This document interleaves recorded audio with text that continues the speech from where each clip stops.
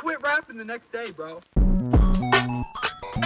about now, I know y'all digging this, so just turn up your radio. About to bring it.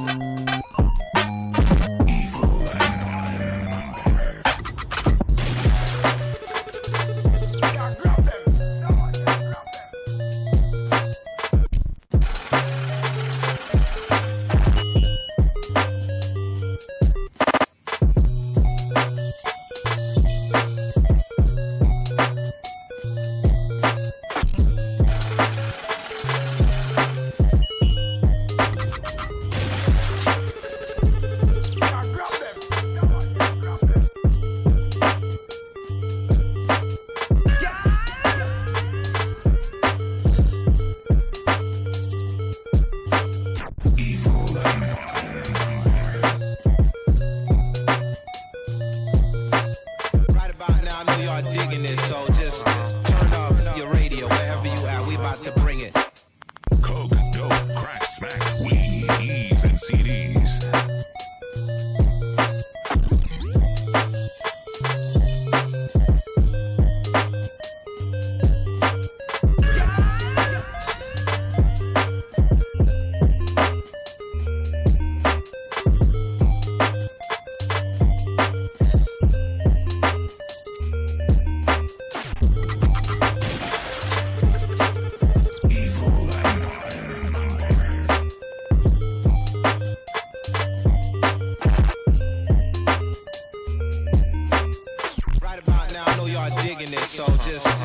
up your radio wherever you at. We about to bring it.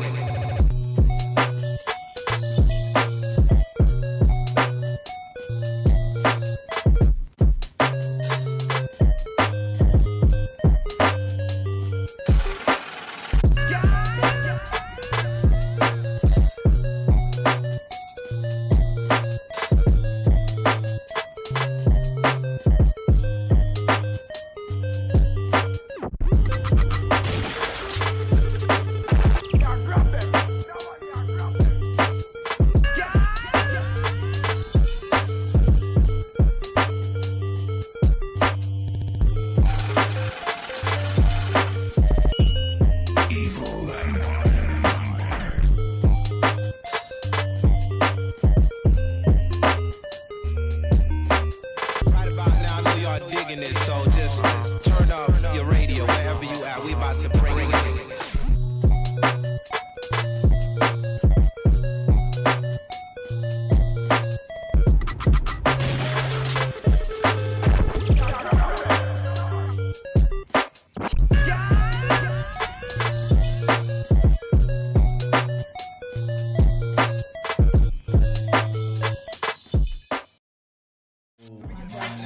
Yeah, instead of P365. I hear that. My ears perk up. YouTube and shit when there's a podcast going. By the way, oh, never mind. But yeah, no, I my brain trailed off. What's really good? What's really good, everybody? I don't know. That's really good. Ah! Oh, God. We're fucking dying over here. No, I'm just kidding. Everything's cool. No, we good. Oh my God. You know what I just realized? What's that? I didn't finish She-Hulk. I have like 7 minutes left. Oh, well. It was all right. I thought the episode was good. Oh, God. Really? Just didn't like it. No. What? No. And then again, you didn't see the end or the post-credit scene, so. Isn't it just twerking? That's all it is. Yeah, so I've seen it. Oh, so you've seen I've it. seen it online. So Yaddy, yaddy, yaddy, yaddy, yaddy, yaddy, yaddy, yaddy. She-Hulk twerking and shit. Let's go. Just so kidding. You saw the courtroom scene? What do you mean? So then no. Well, no. I mean, there was are you talking about the one where it's like, it's only one Megan Thee Stallion, or whatever? Huh? You talking about the one with the Asgardian elf? Yes. Yeah. Where she Dumb like as fuck. impersonates a judge or whatever? Dumb. Yeah, Dumb. what are you gonna do? I mean, I don't care. For this to be a comedy lawyer show, Yeah. they suck at the comedy, in my opinion. They suck at the lawyer stuff, which they said they suck at. Yeah. So, they're right. But as far as comedy, Body yaddy nope. yaddy yaddy yaddy. Dumb. Yeah, that's. I mean, like the Megan Asgardian. Thee Stallions in the MCU. Yeah, I thought It's that. dumb. I don't like that. I'll agree with you that the the Megan Thee Stallion cameo and shit, I was just, and I Just watched that the whole interview plotline of is like just- the She-Hulk actor was like, I'm a big Megan Thee Stallion fan, Clearly. and shit like that, and I was just like, cool. Exactly. Like, why the fuck is she in the show? Yeah, so Exactly. Oh, do we just want to dive into this thing? yeah, let's just get dive into right it. Let's into just it. go. Okay, that's fine. Cause, dude, oh my god, the thing with Abomination, right? I loved those seeds. I did until it stopped making sense. What do you mean? So, after he turns into Abomination, right? Yeah. And he's like, "Look, everybody, I'm fine. I'm in See? complete cool. control." In complete control, right? First of all, her defense was, see, he could have broken out at any time. And I'm thinking, what kind of fucking prison is this? That he could have just broken out at any time. Yeah. Doesn't make sense. And then, in part of his terms of release, is not to turn into the Abomination again, and to ensure that fact, have an inhibitor chip. The fuck? Bruce had one that said it was the only one, and he couldn't make it again. Where are you getting an inhibitor chip? Don't know. Dumb as fuck. Don't know. That's where I go. The whole show sucks. Yeah, in regards to the To making sense, it all the flux sucks. capacitor equipment and shit like that, it doesn't. Yeah, I'm like, Well, come on, that's man. what I'm saying. Like, everything that they've written before now, it's like, wait, what? It doesn't. Yeah. Nothing connects. Bruce is FedExing it from another planet. But he couldn't make one for himself again. That's what I don't understand. Oh yeah. Well, maybe he just didn't have enough time. I don't know. No, he said I was a one and I don't know. One and done. It's like the moon landing. Like we lost the technology to make those rockets. I'm sorry. Like what do you mean you lost the technology? Like, I Yeah. can't do it. I did. I do like. I don't know. I liked Wong in the episode. I disagree. I thought that his What? acting was phoned in. It didn't seem like any of the Wong that we had seen any other time. Because there was no, like, anytime we've seen Wong, there's been some seriousness to him. And he was just a goofball. in this. Some. Like, But- hey, you just admitted to, like, breaking a prisoner out of jail, like, Yeah. which is illegal. And he's like, I must go. And he's That's fucking. true. He does that, and at the same he time, was a like silly Billy. we in know this where he one. is. Yeah. Well, He should actually be like right down the street sometimes. Yeah, but you don't know, though. No, you don't know, but you could serve him some papers. Not really. If Why you not? walk into the New Sanctum? York sanctum, Mhm. somebody's gonna tell him that somebody's coming here, Yeah, and he yeah. just sling rings Oh, I back to understand. I'm just Comitage. saying, like that. You'd think he'd be somewhat of a wanted person now, too, Well, and it's gonna be. yeah, but he might it's gonna, spend It's most gonna of be his- gone by the next episode, forgotten. I Phew. doubt that. I don't know. I don't think he'll. To be honest, I don't think you'll see him again. No, that's what I'm saying. I think- the plot line of him of that, like, hey, you broke the law, and it's never gonna be brought up again. I Gone. disagree with that. I think that it will be, and I think it will be brought back in, unless he's in something coming out soon. But I think it'll be touched on at least in the new Shang-Chi movies, Oh, well, maybe. stuff like that. Like, well, he'll probably be like on the run if he's in America. I don't think he'd be on the run. I don't think he gives a shit. Well, right, yeah. I mean, I guess you wouldn't really have to give a shit They'd if come. your Sorcerer They'd come to Supreme. arrest him, and he'd just send him to Antarctica, Yeah, I don't know. or just make them hit themselves in the face for 3 weeks. I don't know, but that's where it's just the writing and the plot. It makes absolutely no sense. Hey, this thing that she walks through, where they were, no superpowers and the beam thing. Yeah. She just confidently walks through it this time, but what does it do? We don't know. Does it shred you? No. Is it just light beams? Who knows? It has not been like shown a purpose yet. I'll give you a yet, but the tech and everything that is used in the prison, it definitely isn't like fleshed out or explained or anything like that. So I mean I get where you're coming from in regards to that, but also like I mean maybe I'm just not looking at it as critically as you are. Like because Yeah. like while I was watching it, I was like, yeah, this is fun. see, I try not to, but then like things like that pop up, and I'm like, fuck, that it was dumb. Yeah, and I mean, I think you have every right to do that and stuff like that. I mean, and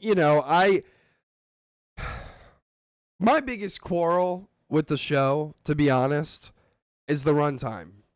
Stop making episodes so short. This one was longer. 35 minutes. Yeah. Not long enough for me. An average episode. That's what it should have been. Yeah, I mean, I guess. No, your problem is that nothing's happening.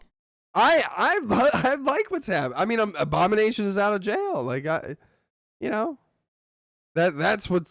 the big thing right now. Been the saving grace for me has been Abomination. He's and we found out that we were both wrong about the Thunderbolts. It's not 7. It's not the Thunderbolts. It's a 7 pen pals. I hated it.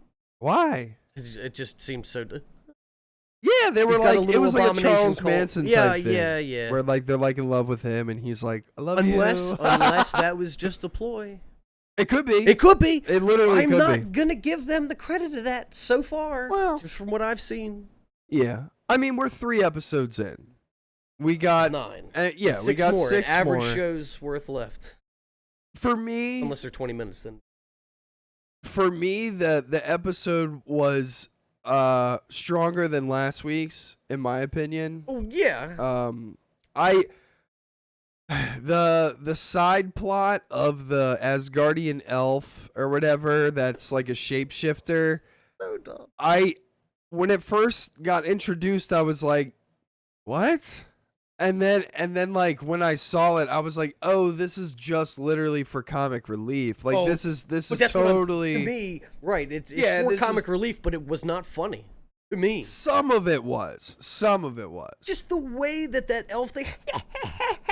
It was goofball. Dumb. Yeah, I know. Like when she impersonates the judge, I was like, okay, this is a little too much. Nobody saw her get up, walk over, and transform. Well, the bailiff like runs after her after that too. I'm saying before she transformed. No, I know, yeah. but I mean, like it was like a Leia sequence in the woods where I was like, bro, she's like 60 years old, like right, and get she's her. like running like. Yeah, I'm like, come on now. Like, what are we doing? But I will say that I did enjoy Pug more this episode. Pugliasi? I thought he was. I thought he was better than I am Pug. Yeah. That. Yeah. Also too, to his credit, I was like, yeah, he does seem like he's so stupid that he would think that he's dating the real Megan Thee Stallion. So. The other guy, no, Pug was the guy that works at the new office that she works with. Oh, yeah. But My bad. You're right. Yes, that guy is so dumb, so vain, or whatever. Yeah. And bringing Jennifer up to say that, I thought that was good cool. on Pug's defense because he killed it too in this episode. Yeah, because he just didn't say Pug. Yeah, he actually was doing some shit. Yeah, but then so here's the other thing. So there was the 1/4 wall break. Where when he comes to the bar that those two are at, she says like connecting the A and B story. Like, okay, I liked that. Yeah, me too. If I liked the A and B story, like it was like, oh, that was a clever thing, but like, yeah. I mean, the B story was dumb, and the that to me, like, I'm thinking that might be like a reoccurring theme in the show where they connect like A and B stories together. Well, yeah, but then here's another thing that I seen somebody else doing a review of the episodes and shit like that. It was like, you're congratulating yourself over connecting the A and the B stories, like.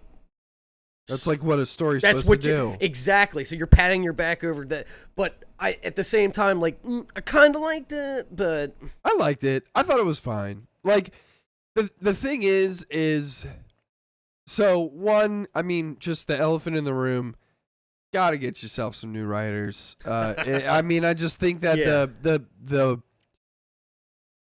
the show could have been written a lot better, in my opinion.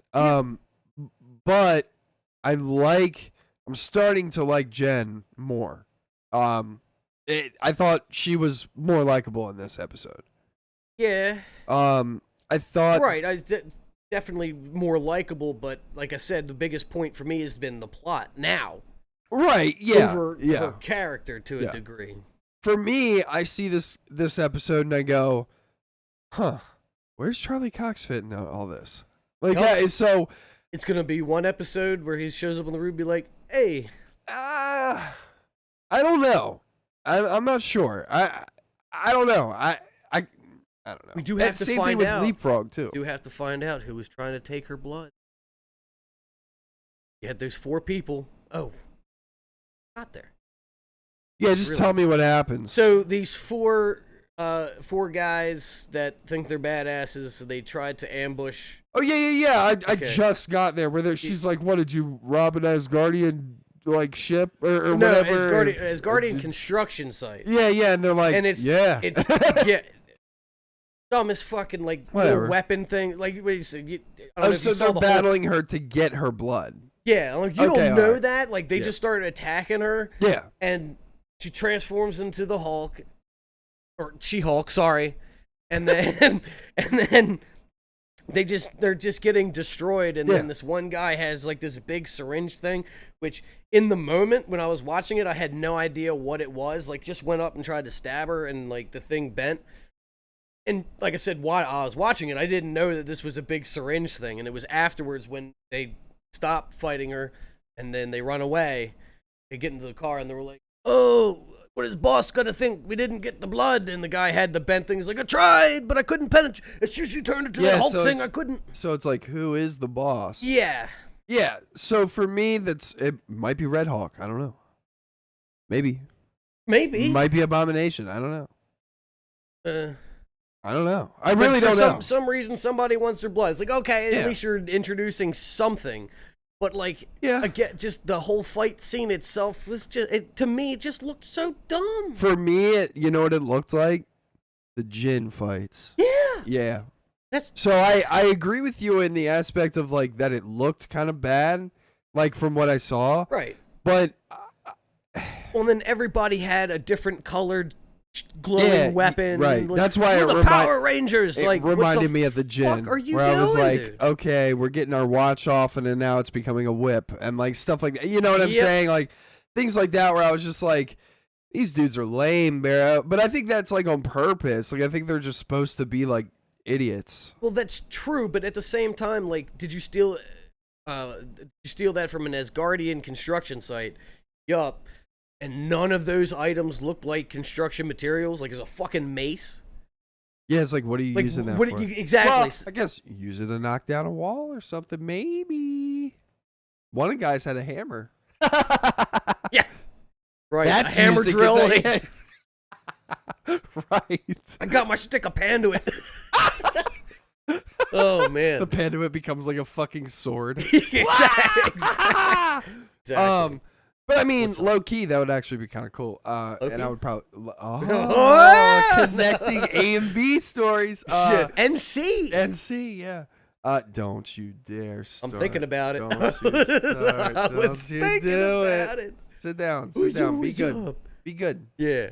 Be good. Girl. So, I don't know. That's where, to me, like, the show as a whole, I don't like it because it's not making sense. I don't want to sit there and go, haha, I was entertained during this episode. Yeah. Hey. But I think no. No, Just pet her. I'm trying. Damn it. I'm trying. What are you doing? I'm trying. I'm trying to pet. Look, see, you're going to get banished. Banishment. Oh, she always does. Oh, my goodness. Oh, my God.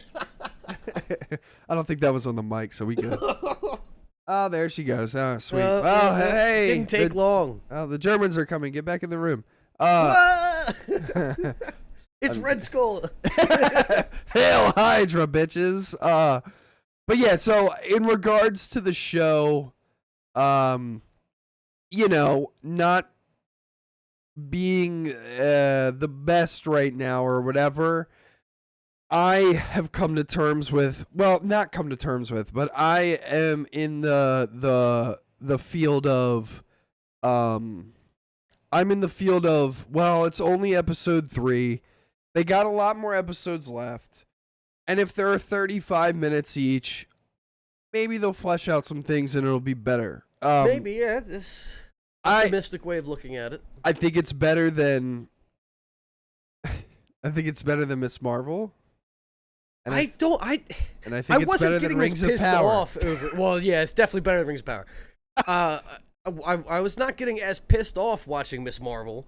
I was more like confused and like, nah. But I think you're getting pissed off because the characters and the stuff in the show, and the stuff in the show, it's more interesting than Miss Marvel, and that's why I think because I'm getting more pissed off because Miss Marvel didn't have these cameo characters that I feel like every single, other than Abomination, Wong and Bruce ruined. But Bruce was also this whole thing that's been going on with Bruce that has ruined him. It wasn't just the show, right? Yeah. But either way, like that has something to do with it, and because the fact that it is more grounded in that whole MCU universe dealing with that kind of stuff. Yeah. It just doesn't. So for me, I'm like, again, I think in this last episode that I saw, I think Jen is more likable. So they are definitely going in the direction that I wanted it to go, where she's, doing her thing and all that kind of shit. So, but like, I can't help but harp on it. Like, yes, that's one aspect of it, making Jen more likable, which I'll agree is definitely more likable than it was in episode 1. Been a progression that way to a degree. I haven't really seen what makes that progression. It just has happened. Yeah. But it doesn't excuse the fact that I'm not interested in what's happening. Right. I just, I agree. I think that's, it's like, I don't know. I feel like if the tone of the show was switched up a little bit, where it's like, okay, in this episode, it's all serious. Like, now, maybe a little bit of comedy sprinkled in, but this, the comedy show. Well, right. I know. I'm just saying, like, I think that's why I'm saying, like, or when I said earlier, sorry, that the show, you gotta get new writers, like, because I think there's not, in regards to the comedy and the seriousness or whatever, it's too much comedy, in my opinion. So I think that it needs to be a little bit more yin and yang. And right now we got too much yang. Wong. Too much Wong. Yeah. Well, no, actually not enough Wong, in my opinion. But that's, I'm just, all jokes aside, I'm just trying to say that I think it's got kind of a Love and Thunder complex about it, where it's just too much. Yeah. Okay. Are you talking? I think you're gonna bring the article. I think you're probably where Taika. I remember. Yeah. I saw that and I was like, thank fucking God. Yeah. But yeah. So in regards to She-Hulk, I thought that this episode was pretty solid. I think the Megan Thee Stallion cameo, it's phoned in. It's stupid in my opinion. You could have made a cameo for anybody else. I mean, like I just, what would have been a better idea in my opinion is if they did something like the Asgardian elf was impersonating Tessa Thompson or something like that, and it was like, oh, you think you're dating the king of Asgard, like, or you know what I'm saying? Where it's like, that would make more sense to me. Or like an Avenger. Like, you think you're dating an Avenger? Well, no. Like, you don't think that, well, and that raises my question, and maybe it'll hint towards Secret Wars too, who knows? Or Secret Invasion, sorry. But like, if this elf can impersonate any person like that, how many others might be doing that? Anybody else going to question that? Yeah, well, I think you might get that. I don't know. Again, like, that's kind of, I'm giving more credit to what I think's going to happen, but like, that just spurs in my mind knowing that the scroll thing is happening. So you'd think somebody there would be like, wait, what? People can do that? Right. Well, I mean, you might, because of the fallout with that shit in this episode, and when I say that, I mean, like, she's gonna serve time for impersonating a judge, probably. She's gonna get out. So- She's gonna turn into a Well, damn security guard. But I think that will be publicized in the news, and then you'll have people questioning that. Maybe. Again, I think that's giving more credit. I think it was haha funny. I don't know. With dancing light elf. Again, it was just the acting of that person. It was just like, I'm out of it. You threw me out. You too. It was just too dumb. It's no other word to describe it. Like, it was like over the top. Like, how do I act like a mischievous elf? And and like, yeah, as soon as I saw the judge walk back up on there, I'm like, oh, I wonder what it gonna be. I mean, like,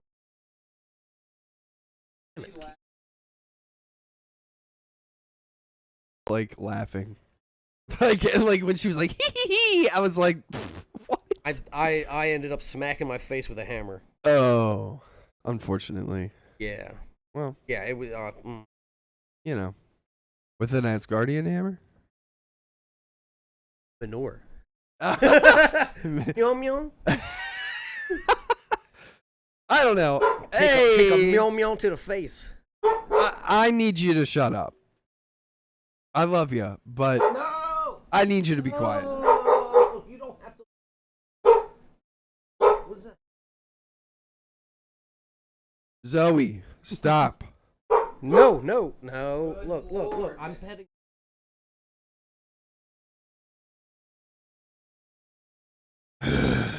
Yeah. You're bugging me. Yeah, so thought the show, pretty solid episode. Thought it was pretty good. I think it's a step in the right direction. I think it's a 7 for me. While I was watching it, thought it was pretty good. Didn't really mind it too much. And I gotta be honest, I wasn't bored during the episode, so it's already leagues and bounds better than some shows that we watched. True. I would say it's a 5. I mean, that's fine. Average watch. Yeah. Very Which, average. again, I think that they, like Miss Marvel, they're trying to set up characters for Secret Wars and Kang. I think that the show so far is doing that. Adequately, don't really know yet. We're 3 episodes in. I'm still giving it a shot. We're not halfway through it yet. No. So after next week, we will Still not be halfway through it. Well, I mean, Be 45% kind of. -ish Yeah, like it. yeah, Halfway through episode 5, we'll be halfway through. right. So basically, Yeah. episode 4 in 10 minutes. Or 15, Yeah. depending on the runtime. So I don't know. I mean, in regards to the show, though, in general, I think that it's a pretty fun watch. I enjoy it. I don't really mind it too much. I saw this one thing on I think it was a meme on Facebook where it said fans getting mad about She-Hulk twerking, saying that should never be happening in the MCU, and then it has. This is exactly what I was talking about to you last week, where I was like, Jen Walters in the comics is crazy. Like, Yeah. it just like she's just wild. And it says what She-Hulk does in the Marvel comics, and it has her jumping rope naked in an office, like just being She-Hulk, just completely naked, just jump roping and shit. And I was just like, well, it's kind of comparable, But like, not really. I mean, granted, dude, the in naked, the comic books, they do nakedness not need to is, see her no, naked like that. I will agree with that, but the act of jumping rope versus twerking, which is a sexualized dance. Well, in regards to that, I'm gonna combat that with just she's naked jump roping. She's not like in gear, workout gear. And also, when was this written? You Oh, have well, to put right. that in perspective too. Well, right. So who is this show for? Is this the show that you plop your 4 or 5-year-old down in front of? Probably not. Does Yeah, Marvel want that? Yes. Yeah, I mean, does a 4 or 5-year-old know who Megan Thee Stallion is? Probably. Probably. Probably. I know. is a 4 or 5-year-old seeing people twerk on TikTok and shit? Yes. Fuck yeah, they are. Right. That's why it's there. So why do we need to perpetuate that? Views. Well, because it's good. Right. Right. We getting clicks, son. People I mean, need to see that ass bounce. Come on, Right. that CGI ass What? in a work dress. Yeah, I know. Work skirt. Yeah, whatever. Like what? Hey, That's where it's just dumb. the Megan Thee Stallion cameo, in my opinion, is stupid. I agree with that 100%. Well, see, and even if you wanted a cameo, that's fine. But making it a big point of your B plot, Yeah. dumb. Yeah. So I see a lot of people who, I think it was Friday, I had one of our friends say like, what do they say? It was something like, have you seen the new She-Hulk? I was like, no, I'm probably gonna watch it tomorrow. And they were like, all right, cool. I was like, I already know Megan Thee Stallion's in the fucking episode. It's all over the internet. And they were like, yeah. And I was like, I think it's dumb. And they were like, it makes sense though. And I was like, now that I've watched the episode, I'm like, yes, for the story plot line of the B story, yes, it does make sense why she's there. To paint, well, she's only there to paint that dude as an even bigger idiot than they've already painted. Yeah, 100%. I just mean in regards of Megan Thee Stallion being there, it makes sense. I get that. I totally understand. Is it still dumb to me? 100%. Yeah. Like I mean, they could have did it with any celebrity, and I would have had the same exact opinion. I would have been like, Well, yeah. It's Tommy Lee Jones. Oh yeah? Well, that's dumb. Like, you know what I mean? I don't care. Or like, it's Madonna. Really? That's really stupid. Yeah. For me, that's why I'm like, dude, take somebody like Tessa Thompson or, I don't know, Natalie Portman. Fucking yeah, one of your characters. Or somebody that who's she was Valkyrie. Yeah, that makes sense. That's what I'm saying. Like, if you're going to take somebody from Asgard, do somebody that we know and that we love and that is interesting, because it's like, yeah, what the fuck? Why is Korg dating this guy? What the fuck is he? I thought he was married. Like, if it was Korg, that would have been funny as shit. I would have been like, why? Oh, if we thought he was Korg? Yeah, I'm like, where's Bob? Like, you know what I mean? That, to me... Steve, man. Or, yeah, whatever his name was. To me, that's more interesting and more funny, because I'm like, yeah, why is Korg in here? Why is he dating this guy? Yeah. What the fuck? Yeah. Like, stuff like that. Or same thing with Valkyrie, where it's like, why is Valkyrie with this idiot? Like, or something like Captain that. Marvel, do you have? I mean, yeah. I mean, Carol. That dude could land Carol Danvers or whatever her fucking name is. Jesus. Yeah, but Natasha Romanoff. Right. Why not? Yeah, I mean, she was dead. Right. Exactly. But I think that it also has things where it's like, we can't afford them. We can afford Megan Thee Stallion though. I guess. I mean, I think if you get somebody like Tessa Thompson or Natalie Portman, even Taika, I think that's a pretty big check. Yeah. To be honest. So, I mean, I don't know. Maybe it is something like that where they just couldn't afford somebody else, or maybe it literally is what they said in interviews where it was, we're big fans of Megan Thee Stallion. We wanted to put her in the show. That's literally what it was. I know. They wanted the song for the end. Yeah, I know. They wanted the twerk, which it wouldn't make sense for any of the other characters. Why would Valkyrie be twerking? Doesn't make sense. Yeah. That's where I'm saying, like, it's dumb. Oh yeah, I agree. I agree. We're on the same agreement. page with the Megan Thee Stallion shit. Like, I like Megan Thee Stallion, and I think that she's awesome, super talented, and on screen really wasn't that bad. Like, I thought that she did well in like a comedic, like uppity kind of role. I believe she was Megan Thee Stallion. right. But it was something where I kind of had to sit back and be like, this is a stupid fucking cameo. And then now, granted, I saw the post-credit scene before I watched the episode just because the internet exploded when it came out, which I'm happy that the internet liked that or didn't like that or whatever the fuck. Like, I know it's getting a lot of flack, but yeah, it's one of those things where I'm like, well, they broke the internet for a day. Like, I mean, everybody knew about what She-Hulk was doing, so that's cool. Like, I like that. Yeah. But in the same aspect, for me, I see that type of shit, and I'm like, this is stupid. And it's not stupid because it like doesn't make sense or anything. I'm just like, it's making the stat like why is this there actual pivotal celebrity cameos right in the cameo show? Yeah, so They break the fourth wall, I guess. That's what they're doing. I mean, yeah, but it just in regards to the show in general, I was like, you guys could have did anything else. I mean, for me, I go, don't make it a Hollywood celebrity, make it a Marvel character that we know. Exactly. Well, but that would be in the realm of good writing. Well, so right. that's out the window. They Right. hired their lore guy. No. Yeah. Facts. So, yeah, I mean, in regards to the episode, though, I thought it was pretty decent. Shout out to all my peeps in chat. I just saw like 2 come through or something. Right now, we're talking about the She-Hulk. Yeah. Yeah. Wrapping up on that. Yeah. So, yeah, I think it was a solid 7 as an episode. You got a 5. So, I mean, I don't know. I mean, we'll see where it goes. I mean, Abomination's out of jail, so that's cool. Yeah. Maybe that's a whole ruse and everything too.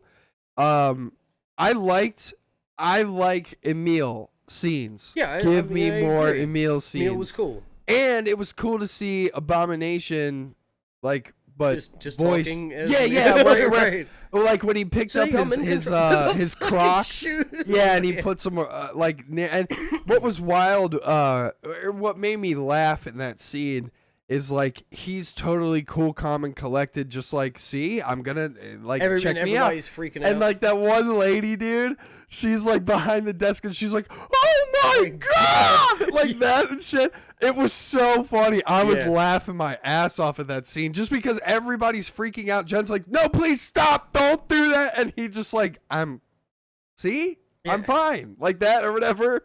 I liked Emil being like, "I just want to let everyone know that I've changed physically, emotionally, mentally, spiritually, cosmically," and like it's still like that. And I was just like, "I love you, Emil. Right, like, please say another haiku." I'm just hoping that it's a ruse. And then like him he's getting out, actually yeah. well, it probably will be. Really hope. Probably, hopefully. I don't know. This is a comedy. I mean, I don't know. It'll be interesting to see where the show goes, but I definitely like Emil on screen. I think that he's very likable, and I'm excited to see where it goes. I just hope that we don't get more things like the Megan Thee Stallion cameo, just because I just don't think that they drive the story in the right direction. They're like Robert Downey Jr. Oh my god. Please don't. That would be hilarious. Edward Norton. Edward Norton to star in it. Like you see an ad for a new like movie or whatever. For a Hawk movie. And he's Edward Norton plays the Hawk. Yeah, yeah. Oh that my would God. That would be funny. That would be funny. I don't trust that they'd make it funny. I think it'd be like, I see what you were trying to do there, but I think didn't they land. could. They might be able to pull it off. I don't know. I mean, they had that one line last episode. They'll have Edward Norton twerking. That would be funny. Body yada yada yada. I don't know. I still have hope for the show, and I think that again, it's better than Miss Marvel. It's more entertaining in my opinion than that show. In regards to MCU content, it's a little bit above average for me, but I think that I'm biased in regard, like, by no means am I saying it's as good as like Loki or WandaVision or Moon Knight. Yeah.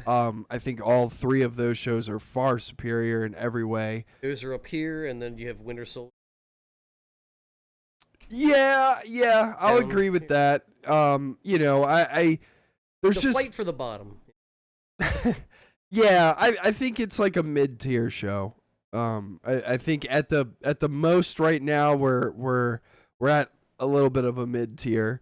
But again, episode 3, we got 9 episodes. True. And I think that they still definitely have enough time to kind of prove itself as a show to everybody. Yeah, well, I mean, we're a third of the way through, so. Yeah. So yeah, let's switch gears. Moving on. Yeah, let's switch gears. Let's talk about fucking Rings of Power. I was just seeing.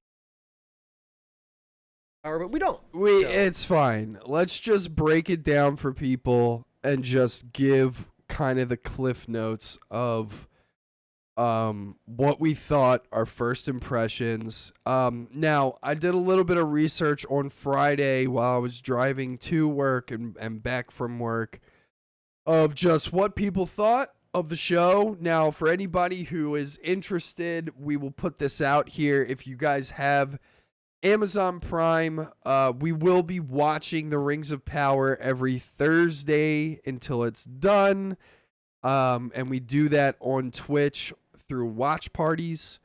So if you have Amazon Prime, you can watch it with us. If you're a Rings of Power fan, if you're a Tolkien universe fan or anything like that, and you want to check it out, go ahead and then, sit in with us on Thursdays and we'll talk about it. We had a good time watching it, I thought. Yeah. Well, I mean, we had... That's the whole... Okay, let me rephrase that. We had a good time together watching in pain. But that was one thing, definitely, with the people's reactions, it brought an extra spice to things. I don't know. I thought it was pretty funny. Probably should have kept my mouth shut half of the time, but I didn't. It's hard because, I mean, we have things to say, especially when things pop up and we're like, what? I can't keep my mouth shut when it comes to if Tolkien. you're on the watch party, then you have the option of muting the muting the group. So if you just want to watch along, or you can turn our volume down halfway and stuff like that. Exactly. I didn't even know that was a feature until when we watched it, because so we don't have the audio from the show coming through on desktop. I watch it on my iPad through Twitch. Right. Okay. So that way, if I watch it on my PC, there's audio from the show coming through because we're in Discord. So I have it. So I'm watching my iPad at the same time as the shit's going on, so we don't have feedback. Right. So while we were watching, I was like, oh my God, I can hear us twice, in my iPad. Yeah. So I was like, fuck. So I went to the settings and I was like, oh shit, you can turn us all the way down. You can turn us halfway up. You can do whatever you want. Yep. But yeah, so if you guys are interested in that, feel free to. Didn't know Lord of the Rings was. Oh. Well, see, that's the thing, is it's not Peter Jackson and it's not Tolkien. Not the guy that they hired to make sure it was Tolkien. Yeah, it's Amazon Studios. This show, just to give everybody a brief rundown, this show has nothing to do with the Fellowship of the Ring or the Hobbit. You're right, it doesn't. It really doesn't. It's its own story. It is just based in the world of the Tolkien universe. It's supposed to be a prequel. No, it's not. It's not. Hashtag not my prequel. Well, it's not your prequel. It's not the Silmarillion, dude. That was their intent, is to make a new prequel. You know what's funny? Is that there's a chapter in the Silmarillion. Guess what it's called? Galadriel. It's called the Rings of Power. Oh, did they not take from that? Oh, they didn't have the rights to that. No. And forget what his name is. I think it's C.J. Tolkien or something like that. His son? Yeah. Yeah. Never going to sell the rights to the Silmarillion. No, right. Because he finished the book.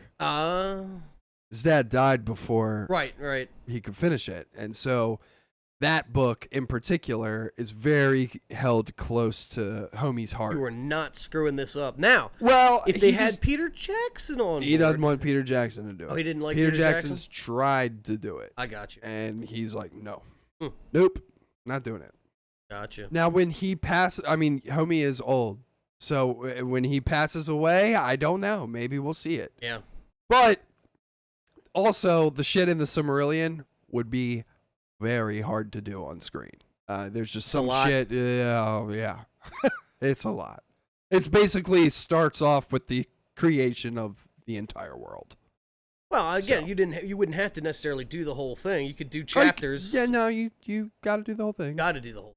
Yeah. All right. I mean, just to establish some of the plots and motives behind people like Morgoth and stuff like that, you got to do the whole thing. We get mention of Morgoth. They say his name. Yeah, they do. Well, all right. So do we? Yeah, wanna get, so, let's yeah, let's we'll get into get it. it. They I released just 2 wanna- episodes. I just want to talk about how we felt, and I don't want to break down the whole fucking episodes. I don't think or I anything could. like that. Yeah, It- well, it- they're it's- an hour long each. Right. And there's 7 more coming. So it's gonna be a lot of content. But all in all, again, hour long. First episode for me, I'll just give my little hot take or whatever, was dull as a doornail. It was Yeah. boring. It was honestly, it was a slogfest. And I'm really not trying to be one of those people who's just hating and stuff like that. Right. But it's to me, I'll say this. It's hard for me not to hate your first episode. You made it really hard to not hate it. It's Real bad. just a slog. Everything that happens that's in the fucking first episode was just convoluted, annoying, and didn't make any goddamn sense to me. And just to juxtapose it again to House of the Dragon, because that's another show that has just started, and it's getting compared to House of the Dragon. oh, of course, and that was I think part of their plan is like we're gonna have to go. Why would you release it so close to House of the Dragon? That I think they were going for that comparison. Right. But with House of the Dragon coming off of Game of Thrones, a world in which we knew and had a specific feel and look to it, House of the Dragon looks exactly like that. I watched, boom, I'm there, Westeros, we're in it. Yeah. This one, as far as being compared to the Middle Earth that we've already seen, don't feel it at all. Well, it doesn't feel as lush as. That's what I'm saying. Yeah. Like I just when I'm looking at it, I'm like I'm not reminiscent of what I've already seen. Yeah. It looks too polished. Some of those like wide shots where they're showing all the landscape and all this, it's like that's clearly a CG matte. Yeah, it's not like, miniatures. No, That's but I mean, why even the still, Peter like, Jackson ones look so good. Is because they're that's miniatures. true. Well, I'm saying even still, like when you have, let's say, like 2 actors on a balcony or whatever, and you see off in the distance the mountains or whatever, like that is not done right. Like it looks like it's an image. Well, because not- they didn't go to location. No, I understand, Yeah. but just even still in the composition of the shot, it doesn't Yeah. have depth. Mhm. Like they wanted to do a grand scale, but it again it It's looks all like computer a matte. grand scale. Yeah.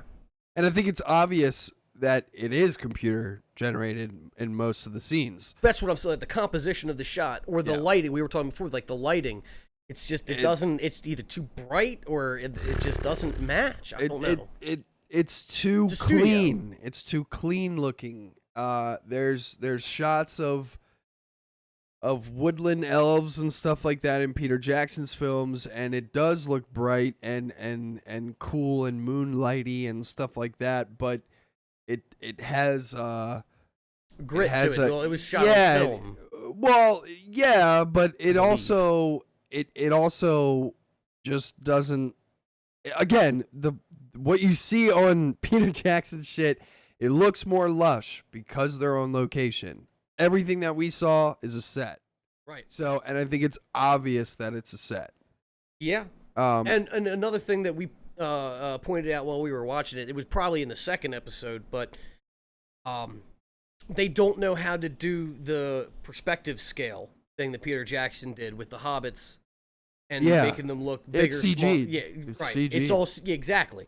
There was a part where they were going through Khazad-dûm with Elrond, Yeah. and it looked like they were all shifting sizes. Like the doors were half his size, and then they walk around this corner, Right. and then they'd be kind of the same size. Right. I was like, I agree. Now I will say in episode 2, Khazad-dûm was my favorite part. Yes. Um, and I guess It was we'll so get cool it, to but see Moria in Definitely. not like destroyed Right. and full of orcs and a Balrog. I So agree. I think love it'd been that. cooler too if it wasn't so CG, but it didn't take away too much. I wasn't looking at it like, oh, that doesn't look good. I just Right, yeah, I figured it looked to me that CGI version of Khazad-dûm thought it looked well done. Yeah, and but it was dwar- interesting. all The with dwarves were the dwarves highlight. Were definitely the highlight. And I was even cool, and I know like a lot of people hated on it or whatever the fuck. The dwarven queen wife, Yeah, she was cool. I thought she was okay, or good, cool, Yeah, whatever. yeah. There was this with the scene when they were eating dinner together, right? Yeah. It seemed like sometimes her face was like squishing. Really? Yeah, it was weird looking to me. I didn't catch that. I don't. Yeah, it was. I think it's something in CG. I don't know. Probably. Yeah. But like, yeah, I didn't thought really the have actress. Yeah, I didn't have a problem with. No, Yeah. me either. And No. and you know, yeah. So there are definitely nuggets that you can pick out from each episode. You know that are well done. Let's talk mainly about first episode. I do have to put a little thing because of that actress, what she was saying before, like the press conferences, all this before it came out, Sure. that she was going to be the first dwarven woman that you'd see on screen and all this. And I told you they already had that in The Hobbit for like a short scene or whatever. I still don't couldn't know. find that. That's what they said. But either way, I thought it was funny while I was watching because it's in the back of my mind while I'm watching the show. And the first thing that they show with the dwarves and Elrond's having to break the rocks and all that, and they have female dwarves there in the scene, and I thought, you still weren't the first female dwarf on screen. Yeah, because they put that in They front. have them- exactly. I just it's dumb. I just thought that was funny.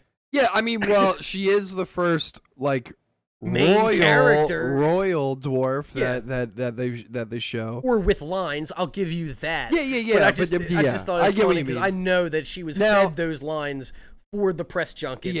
Yeah. And because she doesn't know, I don't Yeah, think. I don't know. So I just thought that was funny. I would argue that look, female every- dwarves, and it's not her. I would argue that every actor that's in this show has no idea what the fuck that they're actually doing. In regards to the Tolkien universe.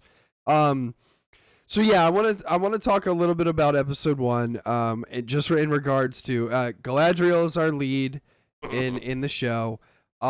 She's annoying. She's arrogant. She is not Kate Blanchett, and she is not likable at all. No. I hate her, and I hope that she dies. Ain't gonna but happen. it won't happen No. because Galadriel is in the third age of Middle Earth, in the Fellowship, and she's also in the Hobbit. So, I hate Galadriel. I just Right. don't like her. Yeah. I think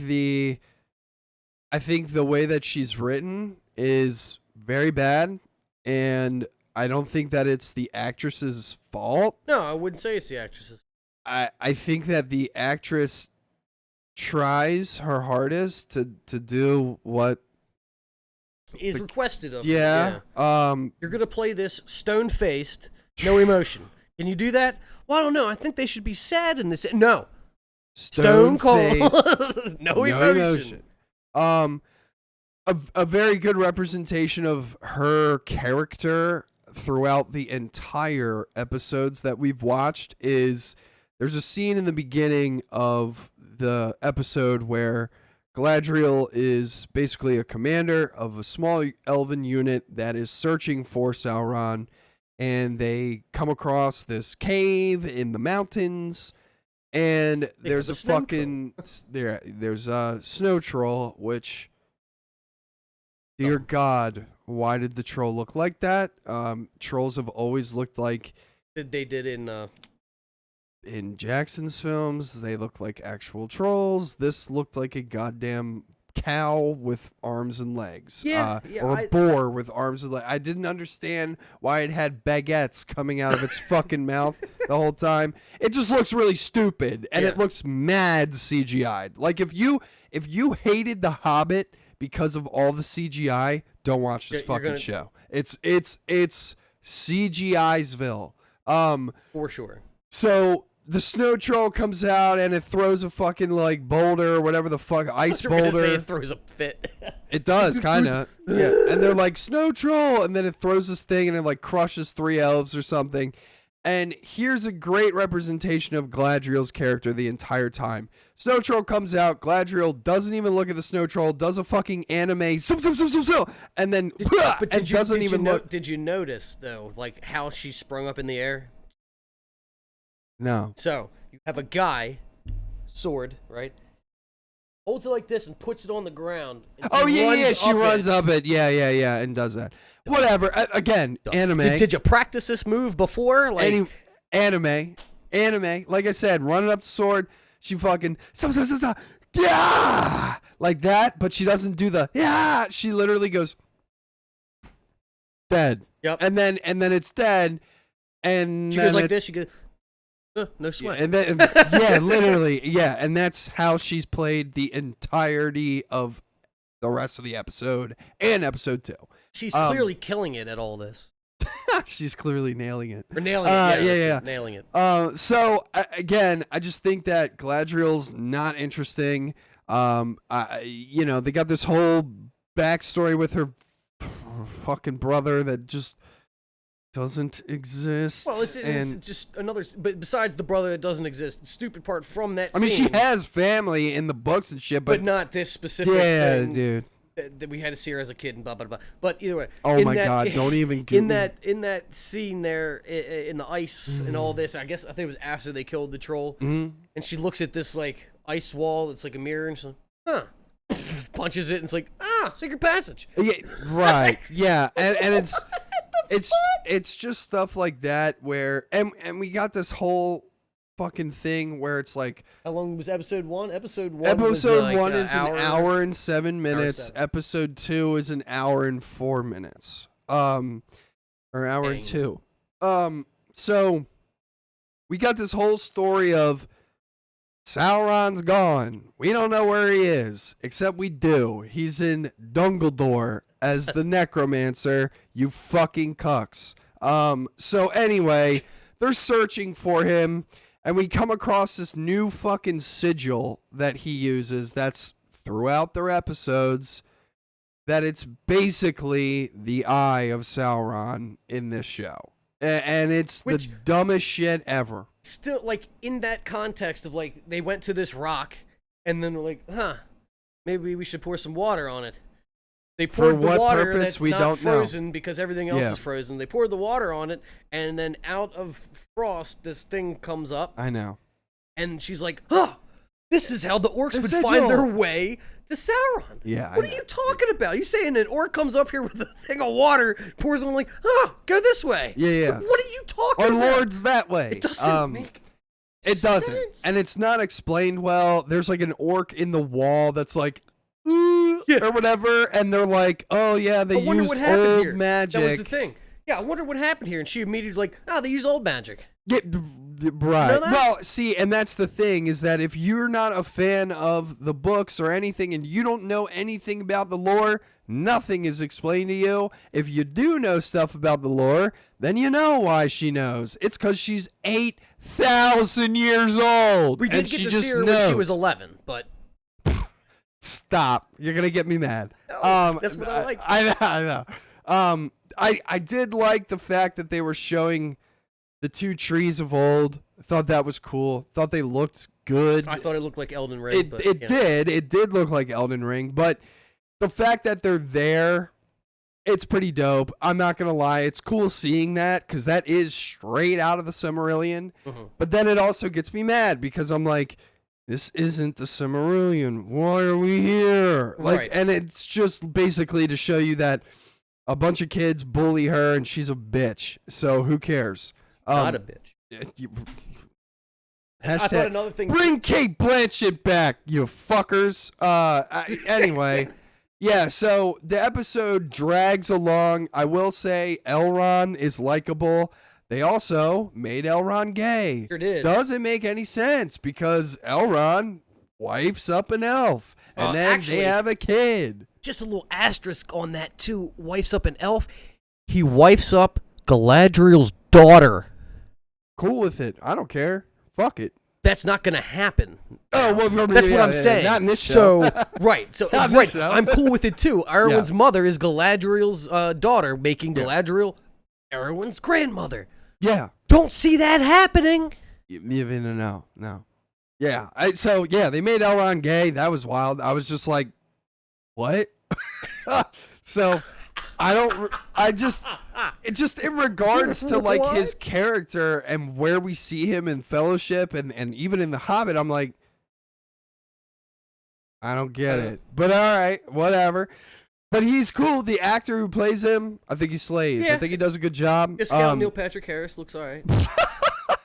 He does low key. It sure does. But they do this thing that really irritates me in the show where they try and write these lines that are like the lines that are written in Peter Jackson's film, where it's like, even the sweetest wine has the bitter taste of whatever the fuck. Yeah, or whatever. Right. And you just hear the line. Like, here's a great line. This is from the second episode. You don't want to go down in that hole. You don't know what's down there. That is why I must go. What is that line? Another line. You have not seen the things that I have seen. I have seen many things. You have not seen what I have seen. That's a great one. You're correct. I have not. Why are you saying that? What the fuck do you know? I might have seen it too. We're both elves. We're not talking about what we have seen. Not in the least. Just know that I seen it. You haven't. Oh, Jesus. Yeah. So it's like things like that just like really piss me off. And there's another thing that Jackson did really well. And I really don't want to sound like a fucking hater, but it's just there's things in the show that I have to nitpick at because I'm a fan of the Tolkien universe. Mm-hmm. And I think J.R.R. Tolkien or whatever the fuck is literally in his grave being like, why? Yeah. Like, and shit like that. And so the music in this show is so bad. Dude. So there are things in Peter Jackson's films that like he'll have pretty much almost like Gregorian chant, but it's in Elvish. Right. And they're singing about what's going on in the fucking movie, and it makes total sense, and it adds some really cool depth to what you're seeing on film. Yes. You know, everybody knows the fucking yeah. or whatever the fuck, like when they're battling and shit. Boom, boom, boom. Yeah. Dun dun dun dun dun. Exactly. Yeah. And you know, and there's things like when Sauron's sigil in the Rings of Power pops up, there's no black speech being said. It's just like, and it's like, just fucking say some Ajnaj or whatever, and it's no, it's not there. So it just there's like also another like theme in there. I haven't figured out whose theme it is, and it might be Galadriel. I'm not sure. They play it a couple times, right? But it's these two notes repeating over and over again, essentially. And these first two notes are like the first two notes of a theme from Game of Thrones. Every time it was playing, I was waiting for the rest of it to play out. No, it wasn't that. It wasn't that one. I think it was Reigns of Castamere or something. Sure. But and it just keeps going. And I'm just waiting for like the rest of it. Like this is the guy in the music department's like, I resampled that. Just seriously, like. That's every time it was playing, I was waiting for the rest of that song from Game of Thrones to be playing, and it wasn't. I'm like, what the? Yeah. But at the same time, like, I see what you did here. Like, you sampled it. You knew that this worked. Maybe. And they just redid it. Yeah. So like, there's things like that in the show that just, for me, I'm like, oh man, dude, if you just didn't, it's just not all there. Like, so. To me, it just, so again, for anybody who doesn't know this about the show, they spent $700 million on the show. For the season. The plan is $1 billion after 5 seasons. Well, they paid $200 million to just get the rights to do anything. And that partially pisses me off. Like the amount of money that's spent on it, and I would imagine it should be perfect. No, it just Every proves ounce. it just proves that you do not, dude. This season of the show, more money got put into this season of the show than all 3 of the fucking Fellowship movies. Yeah. All 3. Yep. The show. Here's another thing I want to bring up is the show before the show came out to the public. Every review of the show was good, and Rotten Tomatoes, fuck you. No, don't even start. Yeah, we hate Rotten Tomatoes Don't even here. start with the Rotten Tomatoes. They No. give me a second. Dun, dun, dun. Go. We're going to Mordor. Go. Go. You gotta go. You got it. Dun, dun, dun, dun. He's got lambus bread. He's got lambus bread. Go. What's taters? Oh, she's gonna find out what taters are. She's finding out what the taters are. All right. Down to Sheila. Oh man. So, yeah. So they spent a lot of money on the show. So $700 million spent on the show, $200 million on the rights, and to me, it just proves that your studio is bad. It proves that you could put $30 billion into the show and it would still be just as bad. Yep. Because your studio sucks. Well, I think it's mostly because they're concerned with just checking boxes. They don't care about the story. And that's why they come out with so much press beforehand going, hey, if you don't like this show, you're this kind of ist, or you're this kind of ist. And it's like, well, and that's the same thing with the actors when they were doing all the press junkets and everything. And you're like, hey, this is the first Xbox that in this role, and this is the first Xbox in this role. Right. And you didn't write the story around. Phil Spencer comes out and he's like, somebody say Xbox? Xbox, yes. That's what you wrote the story for that purpose and not like, I don't know. It's just like the focus is not on the story. It's on the boxes. Correct. And Jackson's films is basically a love letter to Tolkien. Trying to be, at least. And I think it was pretty damn close. And that's what I'm saying. I don't want to be like a purist in that aspect of like, the elves weren't written with this description or whatever. Like, you know what? I don't really care. You have the black elf, whatever. I just think it's a bad story. Right. It's just a bad story. If you would have just taken, I don't know. Oh, there's a whole bunch of shit going on, like subcontext wise. I didn't necessarily pick up on it when I was watching it, but I saw other people point it out, and I'm like, I guess you're right. Like with the one elf with the chess piece, right? The relationship with the woman. First of all, it's like that would never happen. Yeah, that would never happen. Yeah, but like the people there and how like the elves were describing these people. First of all, he was stationed there 79 years. And he's X amount of years old. So how many people did he see like grow up or whatever? Yeah, for sure. But the fact was, like, when they were talking about those people, he likes them, right? Well, maybe it's a change on it, but the whole thing was those were Morgoth supporters. And they'll always be Morgoth supporters. Don't let them deceive you. Yeah. You don't think that people can change their minds and hearts over time, or once you've done X, i.e. like slavery, you're always attributed to that. Yeah. That's like, where I'm like, what kind of messaging is this? Yeah, I didn't really pick up on that. I didn't pick up on it either, but now once it was pointed out, I'm like, no, you're right. Yeah. You just said that these people are born with this sin and they will never absolve themselves of it. I just think the whole plot line of him trying to help this single mom and shit like that, I just was like, this is so dumb. It was so funny too. But she was like, here's some seeds. And he's like, I haven't seen these seeds in forever. Where'd you get them? Somebody trading, got it from them. I crush them up. You crush them. Yeah. It was like, gently. Dude, and then there was the other things, like, fucking, the lady's like, I'm a healer. Like, we heal wounds and shit. Do you have stuff like that? Like, yeah, they're called artisans or whatever the hell. Yeah. But we don't get hurt as elves, so they just help us with our mind. Like, so psychologists. Yeah, I mean, that's kind of how it's always been, though, with elves. I think. Because elves don't really, they don't really. We just get need hurt. psychologists. We don't need doctors.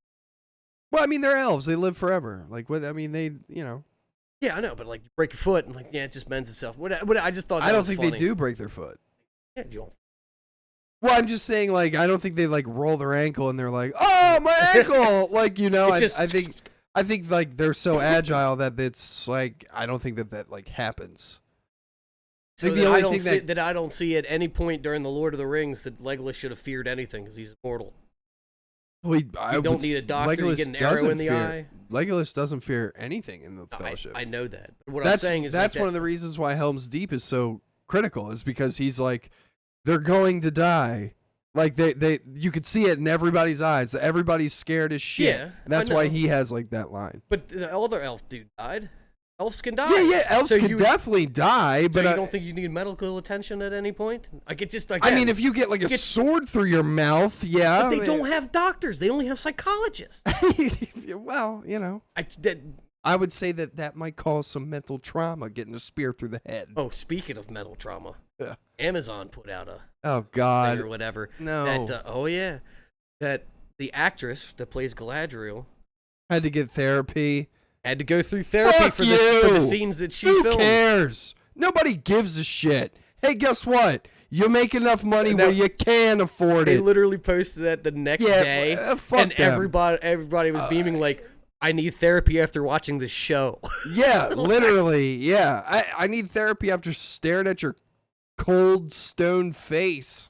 Yeah, whatever, dude. Like, you need therapy after the war scenes? Well, talk to the fucking Uruk-hai that play Uruk-hai in Helm's Deep. And that was basically because, like, they did it so well on set that it was that's what she's saying, is that everything was so real and all. Whatever.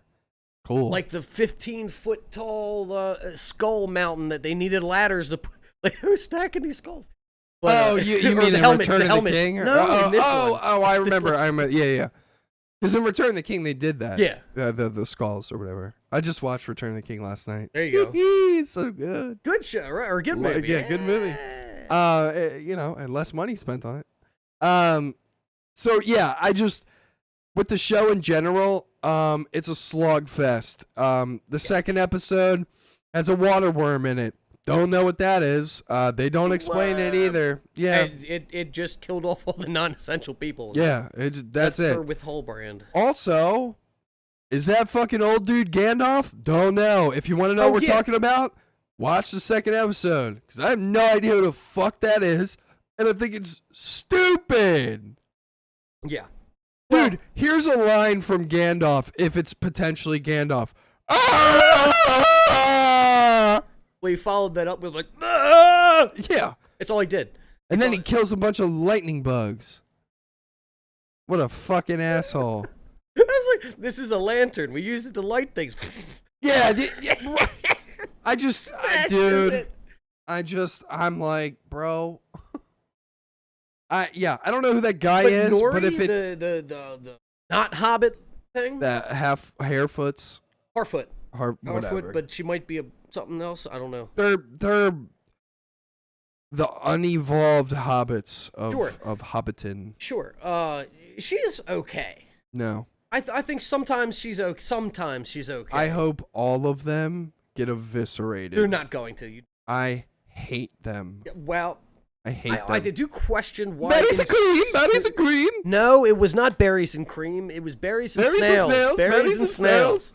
Oh my god! Why her face is like red sometimes, and sometimes it's not red, and sometimes it's red. She likes to blush. I don't know. She likes it. It's those berries, man. Yeah, dude. It's between that. It's Zoe. It sounded like the door. Somebody here. It might be. It definitely is. All right, hold on. Oh, it's Nick. Okay. Oh. Woo! Dude, I was like, I definitely heard the door open. It's just the landlord who's walking in. Yeah, I literally was about to be like, right? No. yeah, I literally was about to be like, are you fucking kidding me? Like, Mike, end that stream now. I just would have been like, yeah, I guess yeah, whatever. Anyway, yeah. So in regards to old dude in the fur suit that goes the whole time. Yeah. I just don't know who that is. Don't really care about who it is, and it's probably Gandalf. That's probably the reveal. It's if it is. Yep. I mean, it could be Radagast the Brown. I was gonna say it'd be better if it was Radagast. At least you wouldn't be ruining Gandalf. Yeah. Sir Ian McKellen, but yeah, this dude, so dumb, so dumb. First of all, they're trying to do the Game of Thrones thing with the Meteor? the meteor in the sky, and everybody can see it, and like, oh, it's a sign. Except it's not like Game of Thrones where it's in the sky for days and you see people on different continents seeing it and it's kind of slowly streaking across the sky. No, this fucking thing is like rocketing past and like literally just overhead of every one of the main characters. Like it was a beeline straight to, crashes down, like, oh, impact crater, right? Yeah. Nori, whatever, walks up, what's this? Falls down into the pit that's on fire. I'm like, oh no, and she's like, yeah, not hot.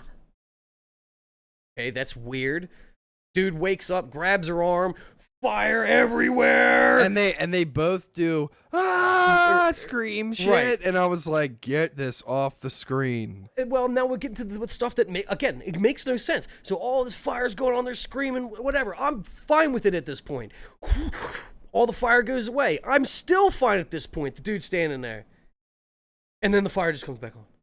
Like, wait, what? Dude, I have no, like, in regards to who this guy is or what his prerogative is, I have no idea, He's and I there to really scream. don't care. Yeah, like, I mean, if it ends up being Gandalf or whoever, that's cool. Nobody gives a shit. I don't care. It's not cool. I don't And care. people give It a doesn't shit. matter. No, It doesn't matter. Like, it really doesn't matter. Like, it this isn't connected to Peter Jackson's films, so it doesn't matter to me. Nope. I'm like, yep, don't care. I think I asked the question at the end of our watching sesh of the 2-episode premiere, where I was like, are we watching this? I said, who else is committed? Yeah. I was like, are we watching this next week? Like, are we doing this? And like, Stone and you both said like, yeah, let's fucking watch more of it. And I just was like, fuck. I'm Okay. fine with watching because I just want to see how bad it is. Just raging. It's stupid. I hate it. I know. I hate it. But that's why I use that. I mean, take yeah, that I hate just, and I to me, like, crystallize especially during episode 1, I was like, wow, this is a complete waste of my time. I could literally be doing anything else right now. And I also feel bad about giving watch numbers to it, but I also just, again, like, kind of want to see how dumb you I mean, can yeah, be. and thank God there won't be 2 episodes next week. Jesus, it'll just be an hour. I mean, At the same time, if there was 2 episodes, it'd be done faster. yeah, I'm not watching this shit 2 hours every Thursday, dude. I'm not fucking doing that. 2 hours of time is a long time to dedicate to It was. something Yeah, I mean, it's a movie. that is bad. It is bad, That's correct. bad. I mean, like, Return of the King Extended Edition that I just watched, it's a 4-hour and 17 like movie. Right. Oh, yeah. And I love every minute of it. Yeah. Not this show. Not this. Not Nope. this show. Ugh. What was your favorite scene, the cow scene? Oh, where it like squirted Squirts out out. blood or Yeah. whatever? No? I know you were like, ah! Yeah, I was like, what the fuck is happening? My favorite scene in the entirety of the series so far has been Khazad Dûm. Yeah. Well, And yeah. I could honestly, Khazad Dûm really ain't that good. It's you get down there, everything looks good, and then they hit rocks They for sure 20 do. minutes. And then they're doing the rock Ooh. break thing, right? And I'm like, all right, well, I didn't necessarily understand at the beginning what the thing was. Who can pound the most rocks? Is that It's a stamina contest. okay? So then, like, boom, Elrond, he's tired and he hits the thing and the axe breaks. And I'm thinking, it's the end. No, because he could still go. Well, I didn't know that. Right. So then dude just brings up another axe and like, okay, so that was undermined. I thought that meant he lost, but I guess not. No. So like, yeah, then it just continued. Yeah, but yeah. It continued by him saying, "I'm done." Yeah. Well, because I think he gets to the point where he's just like, this is stupid. Like I don't have to. Stupid the whole time. And then he's like, Well, yeah, hey, yeah. do you mind walking me to my car? Yeah. And Like, he's like, okay, all right, fine. Yeah. And then they're on an elevator and they basically. But He's that like, I thought was a good why are you scene. mad at me? I'm mad at you because you are a fucking isolating ass bitch. You didn't come to my wedding. Well, but like I kind of understand that. I kind of like that too because he was like, I it's like been that. 20 years. Like, Yeah. yes, for somebody who's fucking thousands of years old, it's not that long. For me, it's been 20 fucking years. Right. Yeah. So like I get there are kids that I have that you have never met in your entire wife, whatever, like, all of right. it, Like right. I've lived an entire life in those 20 years. Yep. And I haven't seen you. And Elrond's like, oh shit, I didn't really think about that yeah, it has, like that. It's been 20 years, I guess. Yeah, and he's like, and I think he even says it's similar to the Fellowship lines of elf life, but he's like, 20 years is a mere drop in the life of an elf, man. And he's Pretty like, much. And then that's I've been where, busy, yo. Like, right? Yeah, hey, I'm Elrond, bro. But I'm you gay, know, bro. yeah, like and Durin, Prince Durin, Yeah. which is Durin is from The Hobbit. Correct. He's from Lord of the Rings too, isn't he? Yeah, he is. Isn't- He is. Oh no, that was the grave was Oh, cousin Balin's grave. Gimli. oh, in Yeah, Moria. yeah. Yeah, no, Yeah, no, I that's thought that was now the guy who has the book that Gandalf picks up, like the dead body. Mhm. That guy who's holding like the dead body, that's one of the original company of The Hobbit. Oh. It's the dude who, like books. well, he kind of looks like a little silly, even though I mean I get it. All the doors kind of look silly, but Yeah. this dude is like, I forget, I don't know. You can look it up. Or Well, look it that's up. cool. I didn't know that. Yeah. But Nice. so that's the that's the thing. But Durin and Thurin and Thor or Right. Thorin or whatever. Thorin. Yeah, whatever. Orin. Either Gimli, Gloin. Yeah. So whatever. In regards to the Hobbit with like the lady dwarves, there's a picture of in the second Hobbit when Legolas captures all the dwarves where he's looking at, because they have to empty they're taking all their weapons from them and stuff like that, and they go to Gloin and Gloin has like how people have like a wallet photo of their wife and stuff, and he's like, who the fuck is this dwarf? And he's like, that's me wife. me Like wife. that, and then he's like, oh, who is this? Like, who is this cave troll looking motherfucker or something like that? And he goes, that's me wee lad Gimli or whatever and stuff. So you do see a picture of Gloin's wife Yo, in yeah. First So female dwarf on screen. well, it's not a person though, which sucks. But Yeah. yes, and she has a beard. There you go. She's looking I kind of did rough. see. I did see the smallest tuft hair right here on. The wife, yeah. Durin's wife. Right. Yeah. And I was Yeah. looking at that the whole time because it's only on one side. I'm like, Really? That's weird. exactly. So I was looking at it, it's like, that's weird. Is that CGI'd in? Nah. I don't know why they'd put one little tuft right here. I don't know why they do anything. I in think this they show. would. I think that they would have gone back and just like, all right, we can throw this little thing in CGI on there to appease the people who are going, there's no beard. Go look, there's Whatever. hair. She's there. royal. Who cares? Whatever. I think that's where I was just like, when I saw that little bit, I was like, Maybe she doesn't want to grow a beard. well, but that was what I'm saying. It's like you either just got rid of all of it, or don't have it, or have the whole fucking thing, or just whatever. Just commit. For me, I'm just like, that shit doesn't bother me. It doesn't bother me, except for the fact that I know that it's a point of contention, and now I see this little tiny thing. Right. Yeah. I'm like, Yeah, I'm with you on that. I just mean it doesn't bother me in the fact of like being like, like it's pivotal to the story. No, Yeah, it's no, not. it's not pivotal No, to it's the not. story at Like all, it right. literally is just it just is what it is. correct. So yeah. My Yeah. favorite scene, I think, Mhm. when second episode when Galadriel drowned herself for the first time. They were like getting all undressed on the boat. Yeah. And, like She was like, all right, I'm not doing it. And then just jumped off the boat. Yeah. And who knows how long they were sailing like this. Just all standing still.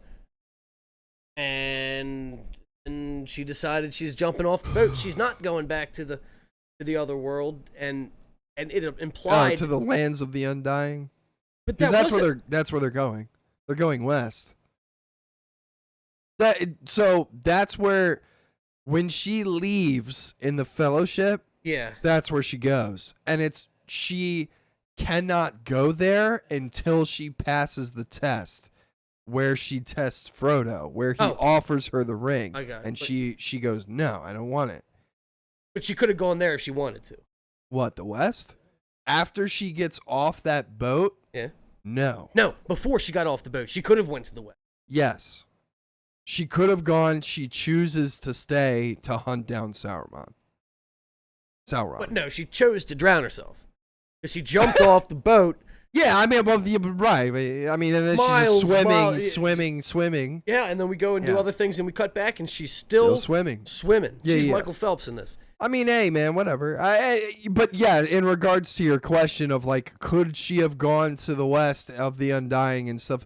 Yes, that's where she was headed. If she went there, could she come back? No. No, it's a one-way door. Yeah.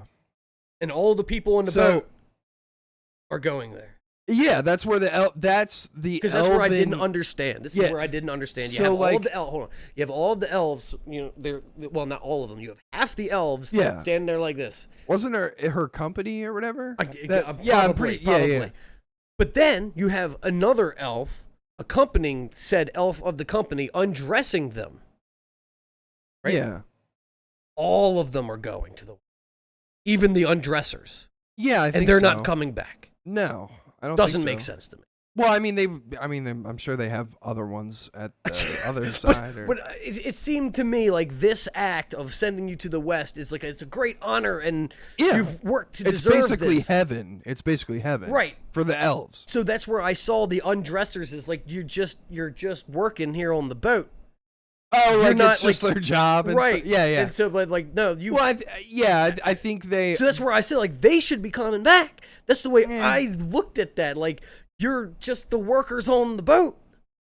I think it's like they also, I don't know, man. It doesn't make sense. You don't have to try to rationalize it.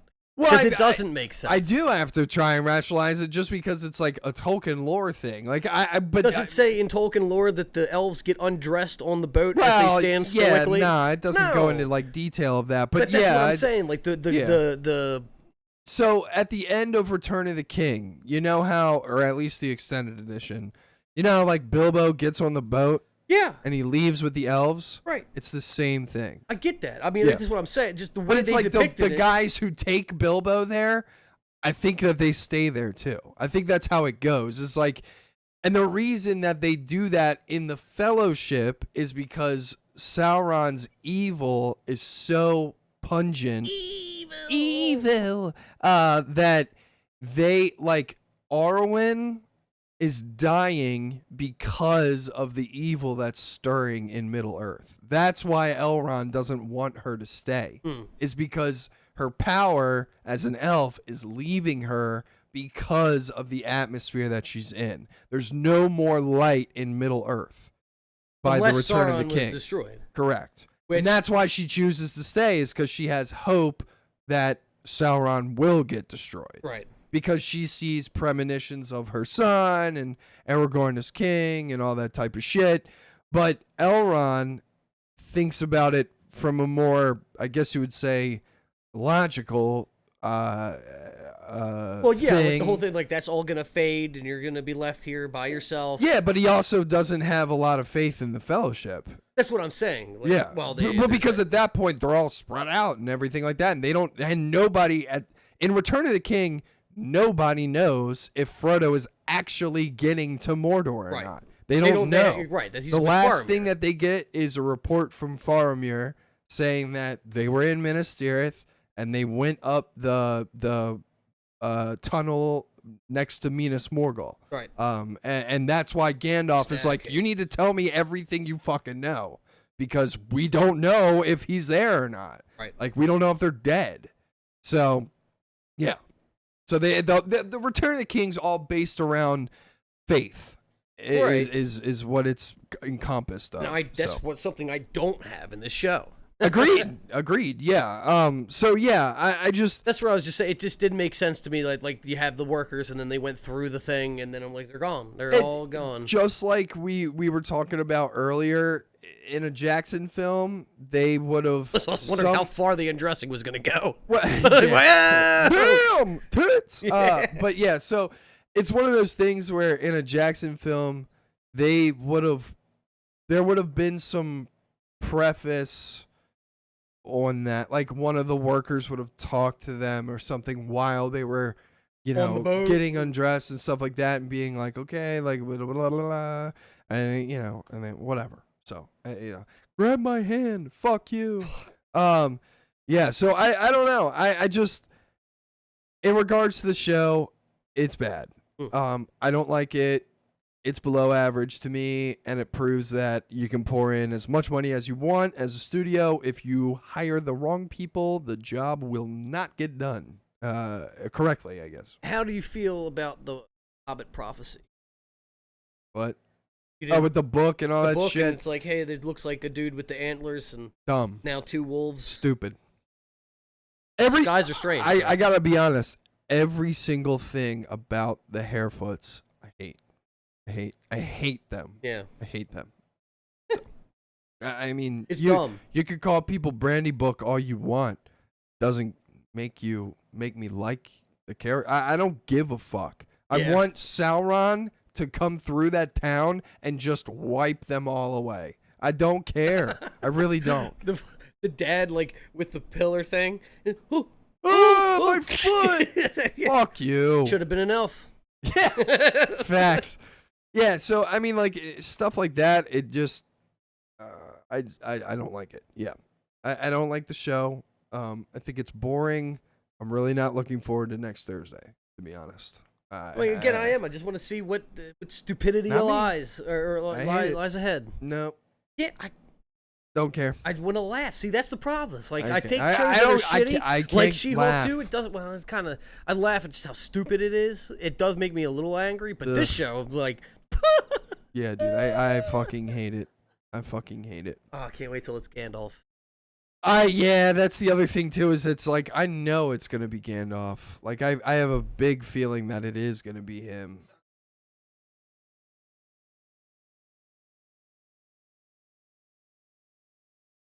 Yeah, me too. Yeah, yeah. So, you're good. Shoogoth.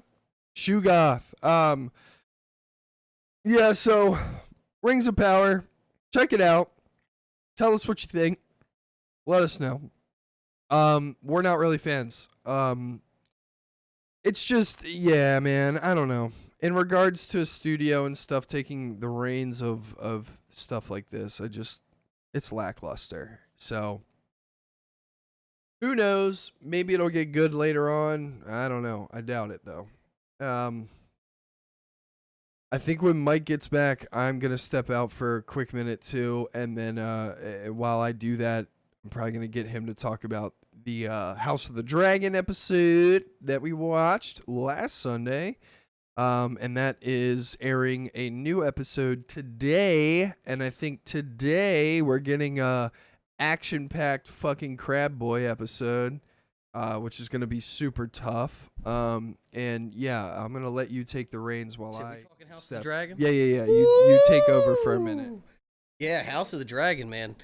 That show, in comparison, so much better. So much better. I mean, just leagues and bounds in writing, in acting, in the world building, the set building. Definitely all about it. Like, I can't get over the fact that when I watch it, I'm like, we are back in Game of Thrones. So just touching on last week's episode, pretty interesting. Definitely not as action-packed per se as the first one with the tournament, but the political wheels are definitely turning in a big way, because this story takes place over a longer period of time, so they kind of have to do things quick. But I don't think that the pacing is too fast. Like, it is boom, boom, boom events, especially towards the end of the episode where we get a big reveal. I'm not yet, but yeah, I mean, definitely the political intrigue has increased, and again, just like the set design and the costumes and everything, it looks so good. Like, went to Dragonstone this episode, and I think they did a good job of recreating what we have already seen for Dragonstone. This week time jumps 2 years. Oh yeah, there you go. So yeah, big time jumps are going to be happening, but yeah, like for what they showed Dragonstone look like, it was like, oh yeah, I do remember some of how that looked. Like, it looks accurate to what I'd seen before, but they expand on it. Like some of the battlements and everything, and they made it look really cool. I like that walkway that the standoff, we'll say, was on. But then, like, even on the same token, so you have Viserys, King Viserys. He has this model city that he's building in his chambers, and it's basically like old Valyria. And just the way that looks, in reality, it looks good. They didn't CGI it. They made it. And that puts the actors in a certain place where everything is cohesive. It looks real because it is real. It's there. They have something to interact with, and I just think that it was really, really well done, just the way they constructed everything. But yeah, it's, and it's sometimes a curse knowing what's going to happen to a degree. Now, I don't know the story inside and out and backwards, but like a couple of the plot points, you're not getting confused by. I don't know, but like they did a good job showing the characters' relationships and why, when certain things happen, there is a feeling that one or two of them may have. But it's good. I'm trying to figure out a way to not spoil anything right off the bat. But there's also a couple scenes, at least one in particular, where watching it, we're like, yo, what is my man doing here? And it has to do with something that would have been okay with back in medieval times, or when this is supposed to be depicting, but nowadays it's a little awkward, and I'm surprised that they went that way. But he's back. He's got coffee. Oh no. Oh, that one was too. I thought you were bringing up cold coffee. No. It's cold brew. Fuck.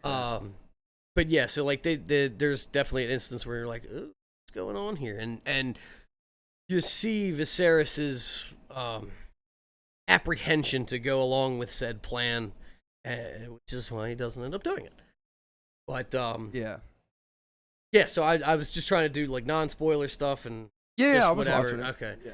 But yeah, so what were you? Because I didn't get to hear everything that you. So I mean, just in regards to House of the Dragon episode 2, 2, right? Yeah, it was 2. Yeah. So I can't remember what it was called. First off, I think it was called the Rogue Prince. That would make sense. So first and foremost, when the episode starts, we get a cool ass title. Correct. We get a cool ass title sequence with the ba-da-dun, dun, da-da-dun, dun, da-da-dun, da, which I like. Yeah, I wasn't upset that it wasn't not a at all. New theme. I love it. And it's the fucking miniature that you were talking about that Viserys is building in his chambers. Do you know what it also is? What's that? People broken it down. Actually. Oh, really? No, I don't know. Is the Targaryen lineage. It goes through the lines of succession of people, the blood. That's super cool. I didn't know it either. Neither did but I didn't pick that out. They go through all like the different sigils and whatever, and I just hear the da-da-da-da, and I'm like, Peter Dinklage, Peter Dinklage, Peter Jackson. Yeah. Please Peter come back. Griffin, Peter Griffin. Yeah. So that was really cool, though. I loved the title sequence. I thought that was really well done. And we didn't get that in episode 1. I think they actually took the time that the title sequence would be going on, and they gave us some more story in replace of that, which was cool. Again, we're not gonna break down the episode here because we'll be here for 3 hours. Correct. But so, the dragons in this episode look a lot better. Yes. For sure. We get some sequences with the dragons here. Rhaenyra is badass. She's really good. I think her back probably hurts because she's carrying the whole goddamn series, in my opinion. I see, but I wouldn't say that because that makes it sound like everybody else is failing. No. Yeah, they're not. no. They're not. Yeah, the acting is so well done in this, and I love Matt Smith in this too. But I'm just saying her character in general, she's badass. Like Definitely. she's super See, and that's what I'm likable. like, this is how you write a strong female Right, character. Yeah, and they have some sequences here where they have like a council meeting and stuff like that, and she kind of like steps in and speaks her mind about it because she is the heir now and stuff like that. And instead of listening to her and stuff, they kind of get her to pour wine and tell her to go fuck off and pick out somebody for like the Kingsguard or whatever. And so you can just tell that she's getting like dismissed from people like Otto and stuff like that. And she kind of just is like, oh, you know what? Fuck you, bro. I'm gonna do my own thing. And I'm gonna fucking do my own thing. So yeah, I thought that she was written really well in both of these episodes that we've seen, and I think in this next episode, like I put in the chat, I think there's a 2-year time skip. Yep. And so it's not going to be the same actress playing Rhaenyra, but it's going to be Rhaenyra though. They're changing them out that quick? Yeah, I think so. Oh. I think they're changing her. I knew that she was going to be changed out. I wouldn't think it would have been after the 2-year time. I think it would have been after longer time. I think the whole story spans 30 years. It might be half and half of the episode, to be honest. Gotcha. I'm pretty sure that in the preview I saw an older Rhaenyra? Yeah, I think so. Gotcha. I think. I could be wrong, to be honest, but I Don't don't know. know. Either way, I'm cool with it. Fuck it. Yeah. Just another, notable thing that I can still recall from the episode 2 was we get to see the crabber that they've been talking about. Ragass, and crab feeder. Yeah, and we get to see what is actually going on the beach of what he's doing. Yep. How he gets his name. It's fucking horrifying. Right? It's really well done. Dude, they do this wild ass thing where they do like a wide open shot of the beach that Crab Boy is on, and all you hear, it looks like it does look a little ominous, but all you hear in the background is screaming. And it was just, it really sets the tone. Well, yeah, and for then the you see scene. a spike being nailed through somebody's hand. And so, then they don't crabby move. boys peeling skin off, little crabs peeling skin off dudes and stuff like that. Craziness. It looked, obviously it's CGI, but it's like Game of Thrones CGI, so it looks pretty good.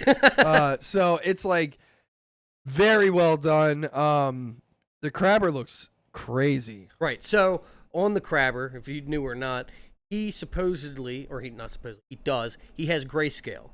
The same thing that Jorah got in Valyria, whatever, that turns you into a so that's stone why he looks that's like why a he wears the wild mask and all motherfucker. that shit. Okay. And that's why he's like crazy. Can we get that mask off him? I'm trying to see You what's probably up. get that off this episode. Really? I think so.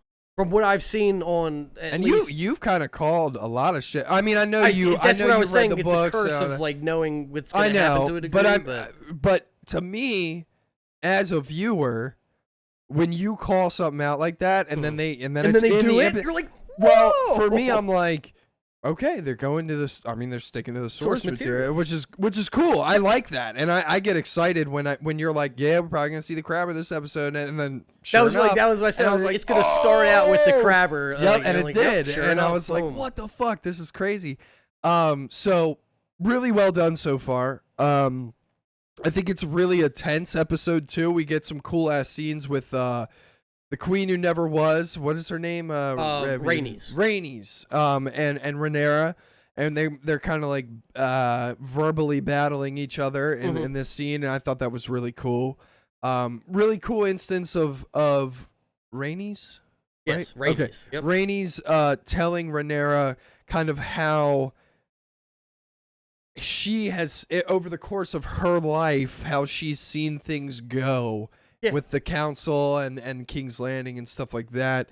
And Rhaenyra kind of taking it personally and thinking that it's an attack, but it's really not. It's really just I think it's half and half, because Rhaenys is jealous that she has the airship. Correct, but I do think that Rhaenys is just trying to like educate her on how things kind of go around here too. Is the vibe that I got too, where she's also plotting her own thing. Well, yeah, I mean everybody's doing that, but it's a Game of Thrones. Right, but it's one of those things where I did get the vibe of, you know, okay, we can go tit for tat, but also I'm going to show you why things are a little wild around here and why you're getting disregarded and stuff like that. Right. Yeah, so I just think I think the episodes are just very well written. It seems like they're sticking to the source material.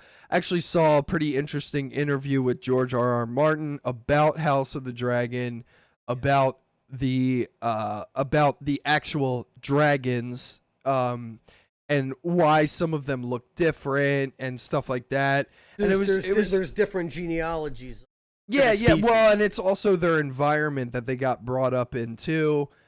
Stuff like that, where he said, you know, he was basically saying that they took from a bunch of different like lizards and stuff like that, and they wanted to show basically like that these dragons are brought up in different spots, and stuff like that, and just the differences between the dragons. There's different, like you said, there's different genealogies and stuff like that. It's not I'm a dragon, so I'm just one dragon, and yeah, it's like they all look different because of A, B, and C. So I thought that was really cool, and I think it's really interesting seeing both dragons on screen and stuff like that. I really want to see them duke it out, man. It's gonna be cool. I'm sure we will. When we're supposed to see the height of all the dragon stuff. Yeah, Pendragon. Jesus Christ, that's so cool. That's why it was called the Dance of the Dragons. A lot of dragons. So cool. It will be. If it's on the same track as what they are now, it's going to be. Can't wait. I feel so bad for my man's Viserys, though. Oh my God. I kept saying that this last episode. I was like, oh my God, man. This dude. He's really going through it right now. Like, he's got a whole sack over here, and he's like, fucking L, and there's an L over here, and a fucking L. I'm just looking for a W. All I got is L. I just want a W, bro. So he takes 2 L's, and he puts them like this, and he gets a W. Yeah, exactly. Yeah, so they basically, I mean, it's just hard choice after hard choice for my man's, dude. And his relationship with his daughter, Rhaenyra, well, at the beginning of the episode, it's struggling, dude. Yeah. And then it gets good, and then at the end of the episode, it's destroyed in that part again. where it gets good, I thought was really cool. Like, Alicent going to both of them and going like, hey, like, you gotta talk about this. Like, right, just put it aside, just to go and talk. Well, and they're to both of them, Viserys and Rhaenyra. Yeah, I like how when they're together, like they're eating or something, it was like so awkward. Well, the crickets, dude. They had the crickets, and I was like, oh. And it's just one of those things where you could tell that Viserys is very particular about what he says to Rhaenyra in regards to his wife dying and stuff like that. And at the end of the episode, or close to the end, before the big decision and stuff like that, he does this delivery of like, you know, the Red Keep's never going to be the same without your mom in it. I'm basically destroyed because of like this. letting her know And that it was I- not an easy decision. Right. It's taken a toll. Yeah, and he says something like, the Red Keep will never recover from this. Like it just never is going to be the same. And Rhaenyra like reciprocates that with, it. I forget what she says. It's something like, "This makes me feel good hearing you say this," and stuff like that. So I just thought that the lines delivered between the two and just the way it was written was really well done. Right. Yeah. And that's what it gets into. The fucking dialogue is on point. Yeah. The delivery of the dialogue is on point. Yeah. The way everything looks, it is on fucking point. 100%. And sometimes it's really hard for me to look at Viserys as Viserys because the actor who plays him is in another show on HBO called The Outsider, and he's like the owner of this like strip club, and he's like a hillbilly as well. Oh yeah. So it's weird seeing him like with, and I guess I don't know if he is English or if that's his play on an English accent or whatever. But it was good. It's solid. Like like I said, it's weird seeing him like that role, and right. being like, I'm like, wait a minute.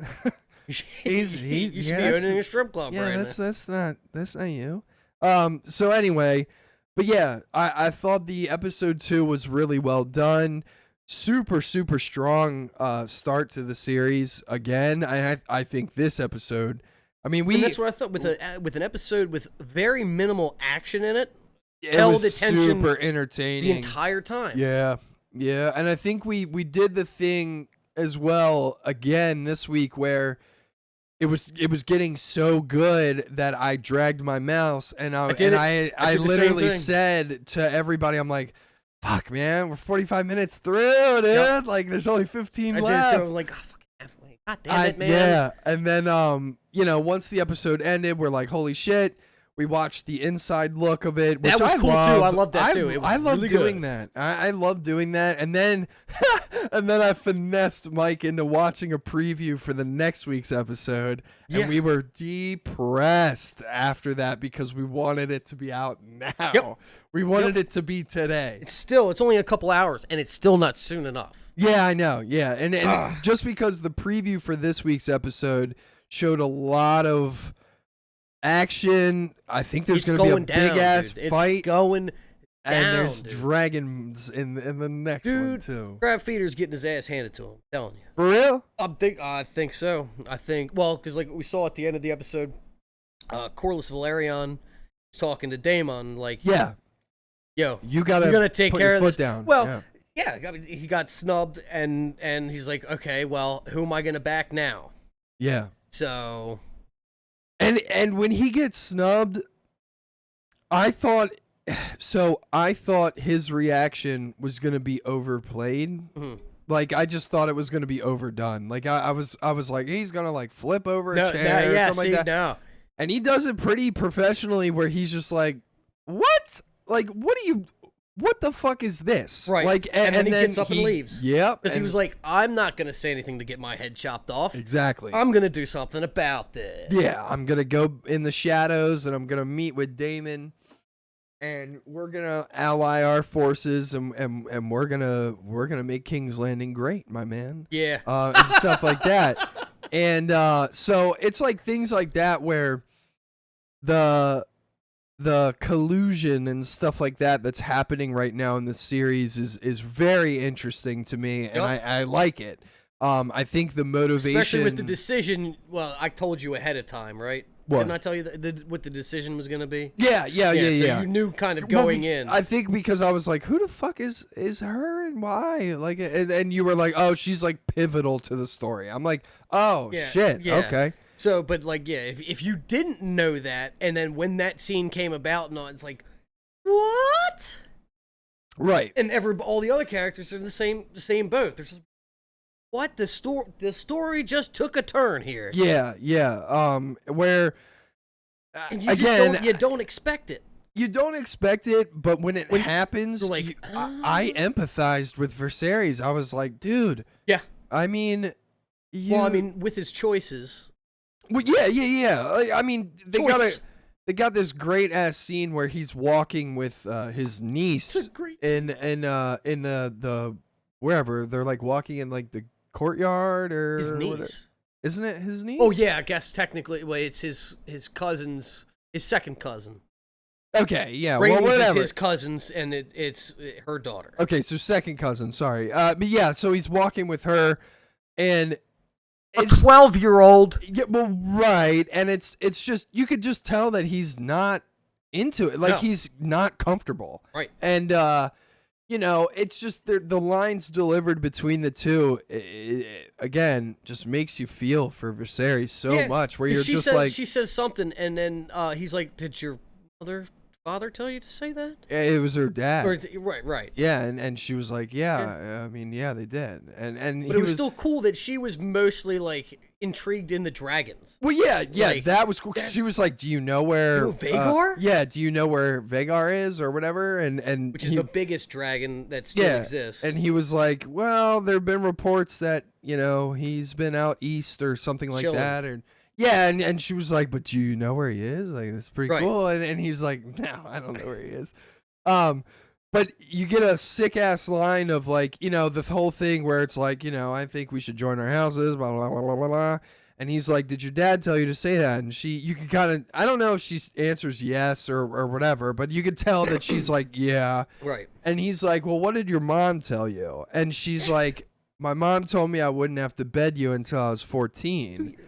And I was just like, "Oh, Viserys, dude." So, and you could tell that He's when pained the whole time. He's like, I and- don't want to do this. yeah, and you could, again, the actor who's portraying this character, I mean, you can just tell. Like I said, he is wears all the emotion on his face for he's every scene. upset, dude. Yep. He's literally like, "I don't want to." And not angry, upset, just like a depressed, like, oh Yeah. god, this And is. it hasn't even been. It's been 6 months since the death of his wife Right. as well. So it really hasn't been that long. No. He hasn't had time to grieve, man. I mean, it's And with all Rhaenyra the gets shit. to watch this happen from Yeah. the balcony. Like, Oh my God, There yeah. he goes. He's in the garden. Yeah, and then Rhaenyra comes to terms with the decision because Viserys kind of explains. He's like, I have to do this. As a show Like, of it- strength it- for the realm, like, right. It's And not necessarily about snubbing you because you're still going to be my heir. Yeah. That's what he says. Is like, you're still it. This has nothing to do with the arrangement. Yeah, I just have to do this. Because I have to. Right. And she I think her line is something like, "The king needs a new queen." And so like indicating that like she's like, "I get it. Mm. It's politics. It's not like you hated mom Right. and you killed her and to get with this person Exactly. or whatever or whoever." But Trying to then get yeah, this when the child. decision is made, you can tell Rhaenyra is just like, "Fuck all you, I'm out." Right. Yeah. So I'm going to Dragonstone, bitches. So yeah. Oh, that was Yeah, that was really sick when she shows up. So, and all of this, all of the things that are happening show like the strength of the realm in the Yeah. eyes of like the people against the king. So it's like against Viserys, you don't have a queen. You've named a female as heir, ooh, taboo, and your brother has stolen a dragon egg from you, has declared himself heir, and has moved to Dragonstone against your will. The dragon egg that he stole was your dead son's dragon. Yeah. Like Really good we display of gotta- power. we have to do some damage control by Yeah. any means necessary, whether that's marrying a child or not. And fuck Otto. Oh, but yeah, he's the Tywin of this age, He man. he is such a fucking piece of shit. Oh yeah, I don't like him at all. And you're not meant to. No, I know. I'm hoping he gets the boot really soon. Yeah, I don't know. I want him to die. I hate him. And the fact that he acts like a little fucking kid when Rhaenyra shows up in that one scene, just because he didn't get to do what he wanted to do and shit. Well, he wouldn't have made it out. No, but the fact that he's upset that she did the negotiating better than he did and stuff like that Of is course, it's just like, but like it's stupidity on his part too. Oh, When yeah. he goes there, he's Mhm. like, haha, we have met an impasse, and then the dragon flies and is like, ah, fuck, I forgot about that. Yeah, literally, yeah. Totally forgot about that. Because when he showed up there, you, me, and Ryan, all three of us said, well, doesn't he have a dragon, though? And then sure enough, the dragon's like, sup, y'all, like that. And like, you could tell that Otto and his entire company that's with him is just like, fuck. Yeah, like, we did not plan to see a dragon, my dude. But at the same time, I could see it being like, all right, well, at least we could get Damon. Because, like, in that corner that they were in, it's totally possible that you take Damon out, I think. Maybe. Yeah. I mean, I don't know. I'm not saying that you would make it out from that, but you could probably get the job done. Yeah, you might be able to stab him once or twice. Right. While you're burning. Yeah. Maybe. I don't know. But yeah, and then here comes... If Damon... If they did Dracarys right there, and they got him to burn, wouldn't Damon... Isn't he, like, fireproof? Not according to George R. R. Martin's depiction. It's not all Valerians are fireproof. Okay. That was something with Dany and the magic of bringing those dragon eggs to life, and she only did that a couple times. It was like a magical thing that was happening. Okay.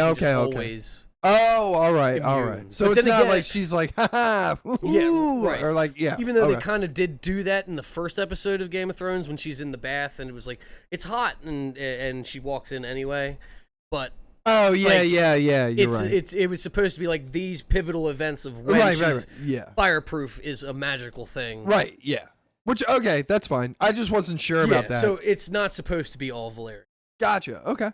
Either way, though, that was something I was curious about. I was like, couldn't he have just been like, burn everybody in front of me, bitch? I'm gonna just stand here. Yeah. He has like a. Then he's got his gold clothes getting burnt, and his wife, not wife. Fuck him. Not wife.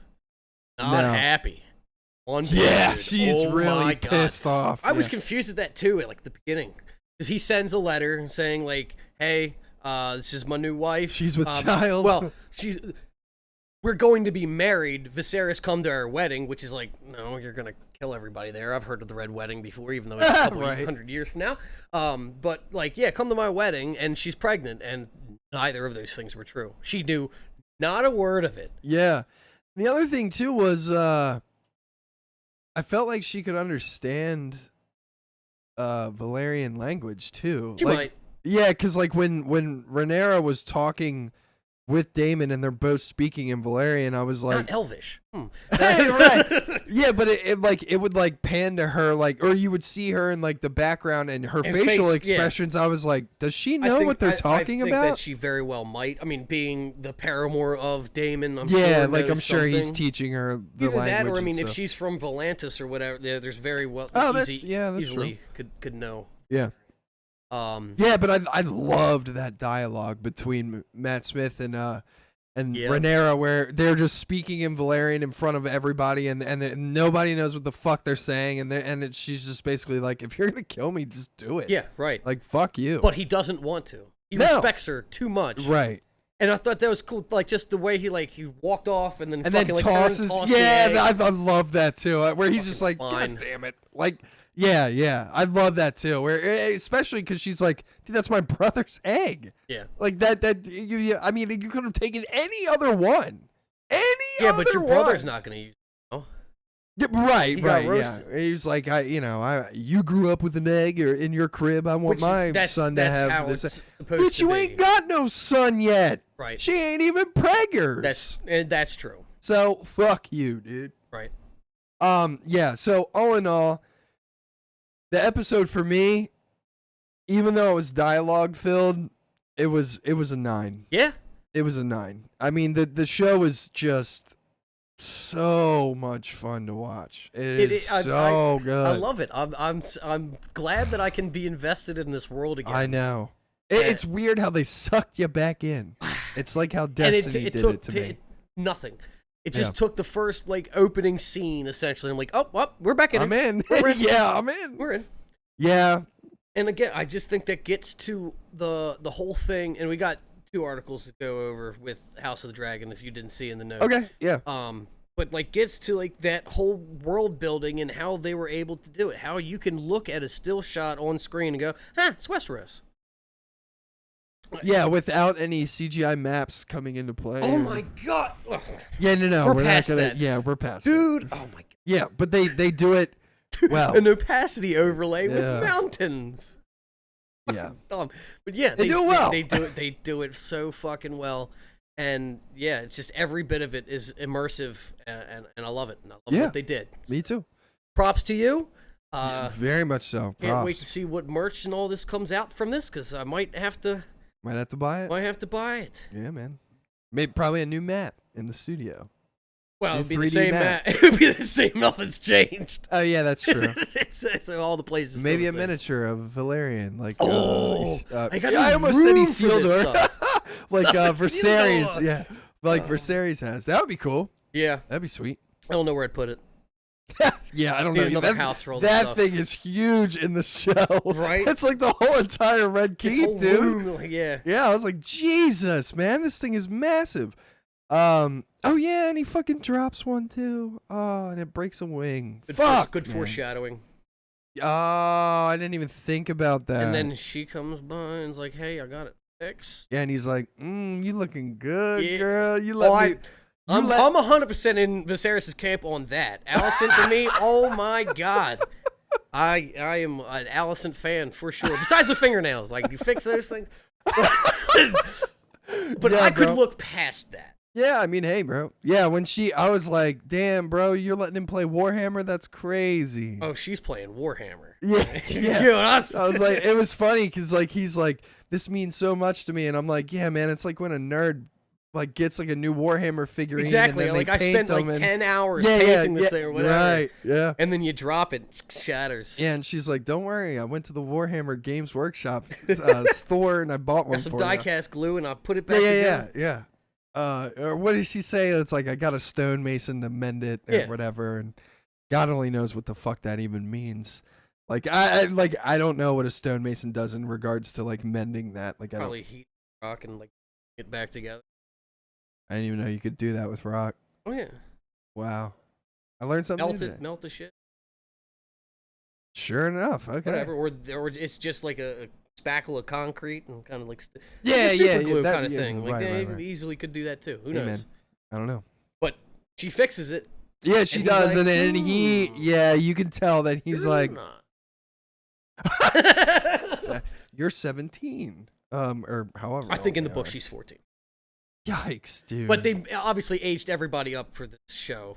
Besides the Yeah, like I saw that like the girl who plays Rhaenyra is like 22 or something like that, and I was like, she looks young as but shit. she's supposed to be the same. Yeah, supposed to be the same. She age. looks young, bro. I was Mhm. like, geez, what? You're 22? That's wild, Yeah. crazy. But yeah, so all in all, episode was really Well, good. we didn't even say what the big reveal was. What? The big decision. Oh We didn't yeah, even get yeah. into that, but- I mean, Watch the show. Yeah. That's Just what I'm. watch- yeah, yeah, just watch just the show. watch the show. Just watch the show. I don't want to spoil that whole entire thing for people. No, I know. But yeah, I mean, if you're not watching the show, Watch the damn you show. gotta watch it. I would watch it over, honestly, She-Hulk and fucking You can't even think of the name because it's Rings dumb. of Power, Rings of Rings of Stupid is what I said. yeah, Rings of Lord of the Cringe. Lord of the Cringe. That's the name of this episode. Lord of the Cringe, Rings of Stupid. Yeah. Oh So, really? That's what I That- named. love that. I love Because that. that's exactly what it is. Yeah. But keeping on, I'm terrible at things. Here we go. Words are hard. Piss off. Yeah, pissed off. On House of the Dragon news, I was somewhat upset when I saw the headline of this. I was, oh no, but probably okay. So y'all see here, House of the Dragon shakeup, and this is weird because you have two great episodes in a row that have awesome reception. Yeah. Showrunner and director leaving the show, Miguel Sapochnik. He's out of there. Gone. He's moving on to other things. He's been doing Game of Thrones and House of the Dragon for a long time. Really loves this show. I think he's getting another deal from HBO, possibly to do another spinoff. The Snow Show. No, that's already in production, I'm and it's just like kidding. they're way further along than I thought that they were in the production of that dumb show. But yeah, he's moving on to something else. But as you see in the subheading, Emmy-winning Game of Thrones veteran Alan Taylor will be joining instead. So Alan Taylor has directed about half of the Game of Thrones episodes. So I think it's being left in very good hands. I'm not worried. If they would have been just like, So Miguel's he's gone, not coming back for season 2? Miguel's not, but Alan Taylor will be. Miguel did all of season 1, right? Correct. And Okay, I think he's gonna stay on as executive producer So of yes, the show. man. Huh? So yes, man. Miguel Sapochnik, the That's one what I'm that's saying. leaving. Yeah. It will be a yes man. Where they I call him Oh in. yeah. Okay, I and see. I'm they'll like, go, he, hey, he's we not got gonna, this, and I he see. goes, yes, Yeah, this is accurate. Exactly. Okay. And like I said, with it going to Alan Taylor running it now, I'm like, okay. I love the episodes that he does too. And it's a majority of them. Sure. So it's not just like, here's Joe Schmo gonna come in and run it. Like, he wasn't gonna leave the project without it being in good hands. I mean, if Miguel is involved with all of season 1, I'm chilling. And we'll see what It season is 2 like, brings. all that's already done. Right. So I mean, like, if season 2, we'll get there when we get there. I'm chilling. We'll just see what happens. Right. I guess I'm not worried or whatever.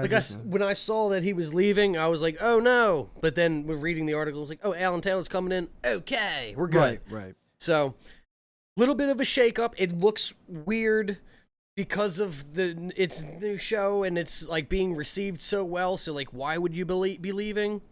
And it's not Got a new fully show to make. addressed, but yeah, it's a moving on type thing. It's the Peter Dinklage show. They could. Yeah, so I mean that's interesting. I'm cool with it. I'm more along the lines of let's see what happens when we get there.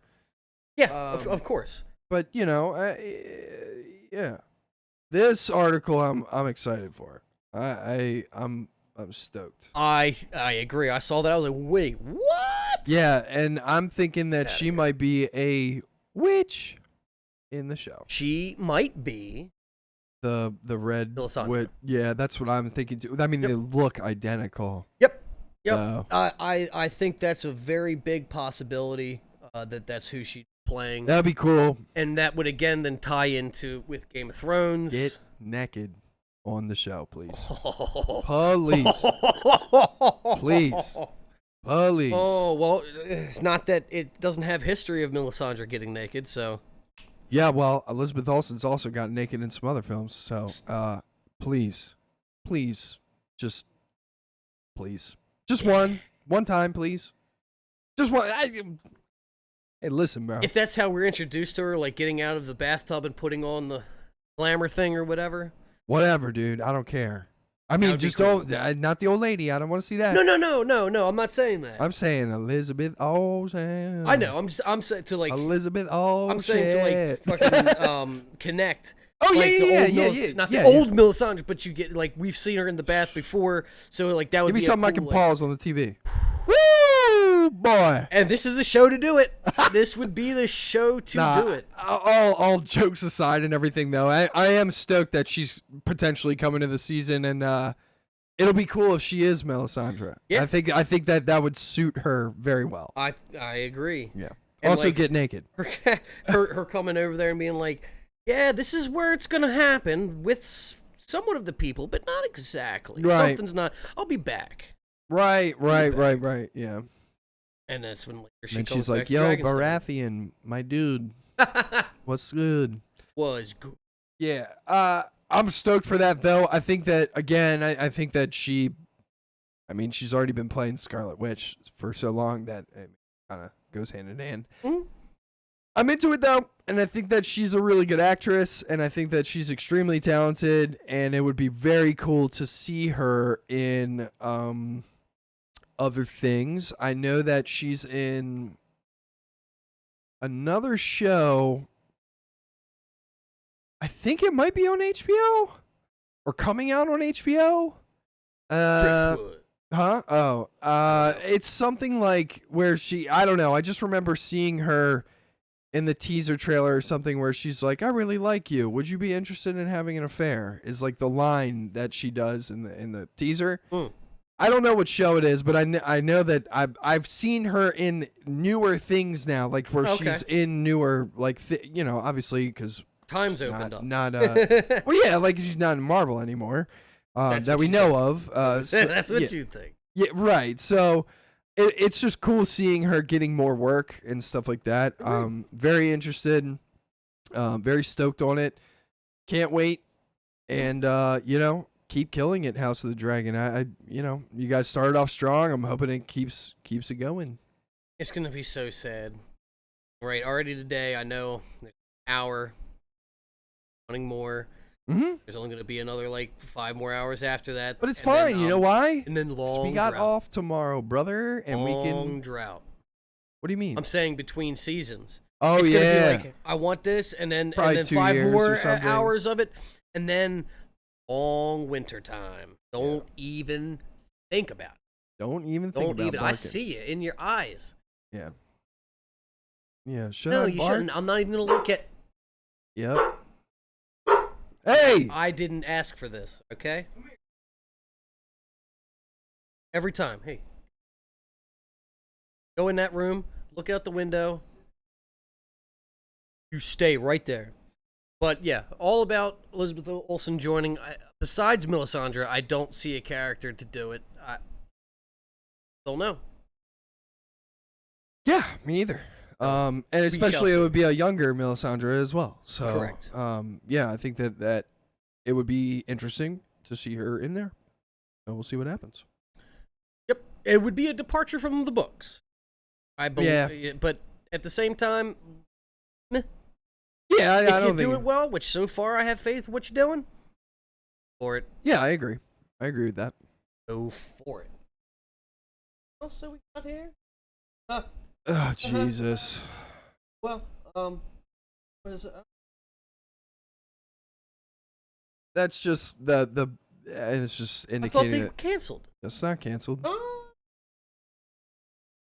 I mean, yeah, we'll just bring up the little articles that we got and we'll touch base on them. Penguin show coming out. It's not canceled. 2023. It makes sense because officially Matt Reeves is writing the script right now to the sequel of Batman, which is cool. So Penguin show with Colin Farrell still happening. Cool. Happy. I don't care. I'd like to see it. I mean, I'm gonna watch it. I want to see it. I'm like, sweet. You were Who all about cares? it when we were talking about I mean, it. I think it's cool. I just In the grand scheme of I Of, guess like, DC shit. It yeah, doesn't I'm make like, sense. I don't care. Well, the Batverse is gonna be different than the Justice League. I just need Consistency. DC to figure out what the fuck they're doing. Pick a lane. Yeah, and just stick to it, please. So Matt Reeves lane, I'm all about. Right. I love it. Everything else, not a fan. Besides the Snyder cut of Justice League. Apparently Warner Brothers was really upset that they released that, so who knows? Didn't have a studio. Everybody liked it more than our shit. Right, exactly. So I Use just the power, man. yeah. I just think I think that it's probably just gonna be like a crime drama Probably. with some But that's elements. what I said. I'm seeing Colin Farrell play the Penguin. I'm into it. Yeah. I'm into Yeah, it. I it's mean, fine. Colin Farrell did great in True Detective series of season 2. I loved him as a pretty much kind of a dirty detective, but not a dirty detective. I don't know. He does his He own took thing. showers. Yeah. He was Yeah, dirty. he definitely took some showers. But yeah, so I mean, like in regards to Colin Farrell's acting and all that shit with Cobblepot, it'll be cool to get more of him. I liked him in the series, but in the film, but in regards to just the grand scheme of things, like I don't give a fuck. Yeah. I just don't. No, I get you. There's nothing that's propelling it forward. But it might. You don't know. It could be action-packed, crazy. Maybe. It'd be cool if we got a Batman cameo in there. That'd be sweet. I would like to see it at the aftermath of what happened. Yeah. And all this, and him taking power, and we'll see. But that's the thing is like with it being Penguin show, not Batman. Like, what's gonna be the driving force of what's happening? Who is the antagonist in this? She-Hulk. It's funny. Lawyer. But yeah, so yeah, we'll see. It's gonna be coming next year. Got time. I'm sure it'll be fine. I'm sure it'll be good. And I think with the new guy that's running the Warner Brothers stuff, The Feige of DC. Right. I think he's going to be like, all right, all hands on deck. Let's make this thing right. So, shit. If Zoe Kravitz is in it, I'm in. Yeah. If, trying to think of other mobster dudes that they could put in the Penguin show. Fisk. Is the crossover. Yeah, I don't know who they'll honestly put in because all of Falcone and everything is Dunzo. Jail. Or no, not dead. Jail. He's dead. What are you talking about? Yeah, he's Dunzo in the film. So I don't know who fucking knows, man. I don't know. The Joker. No. Even though I would be down to see what's his fucking name? God damn it. Can't think of the actor who played Joker and who? Barry Coogan? Google it starts with a C. Yeah, whatever his name is. I liked his Joker. I thought he was cool. Me too. I mean, I'd rather stare at a wet rag than Jared Leto's Joker. So. Ugh, God. Yeah. Fucking horrible. Yeah, we'll see. It's coming out. Yeah, it'll be cool. It'll be cool. Yeah, I'd like to. It'd be sick is if my man Cobblepot went to Arkham and talked to Joker and Riddler. That would be sweet. That would be cool really too. cool. But again, it's are you gonna get Barry Keoghan, whatever your name is, in there? Are you gonna get Paul Dano in there? It's both two pretty big stars that are shining bright right now. Yeah. That it's like I don't know. Can you afford that? I don't know. I mean, for one scene, probably, but for a reoccurring thing, I don't know. This isn't a cameo. Right. Except for now, I did hear that Matt Reeves this is also a rumor, but I did hear that Matt Reeves is trying to write the script for Batman 2 to incorporate Victor Freeze, and that would be fucking cool because nobody's done that since Clooney film. Yeah. With Arnold Schwarzenegger. Chill. So, yeah. But yeah, so that would be interesting. I think that would be cool. And if Penguin sets up Batman 2, that would be even cooler. I think it would be sweet. Agreed. Yeah. So, what else we got? Oh, not your favorite. I don't even want to talk about this, to be honest. No, it's just this quick thing. Goes on the God screen. Damn it. Boom. Done Quidditch deal. ain't Now playable in Hogwarts Legacy. I've been telling y'all that. It's not happening. It never will. And fuck you, Wizarding World or whatever you are. Big sad. Big sad. Fuck this game. It looks dumb. I hate it. Everything about this game looks boring as shit. I can't wait for people to play it and waste their money. Join the Wizarding World. Yeah, I hate it. I hate it. Collect all Bertie Bott's every flavored bean. Yeah, right. Yeah, we're battling a evil goblin. Woo! I don't know. I thought somebody, either I watched or read or whatever, saying he's still in there. He's still in there, but I think it was like the role was changed or the story. He's not the main antagonist now. Right, so he's still in there, but whatever. Who cares? Which is honestly, there's still a little yikes that 11th hour and you're changing your story, but. Yeah. Lame. No, maybe not they're interested. saving the Quidditch for its entire. Fuck that. No. Anything that's produced by Wizarding World can suck my taint, is what I'm gonna say on that. Fuck Wizarding World. Fuck J.K. Rowling too. Don't like her. Don't like her. Just sorry. I'm not into it. Everything you come out with is mids. Not into it. Not Except into for Harry it. Potter.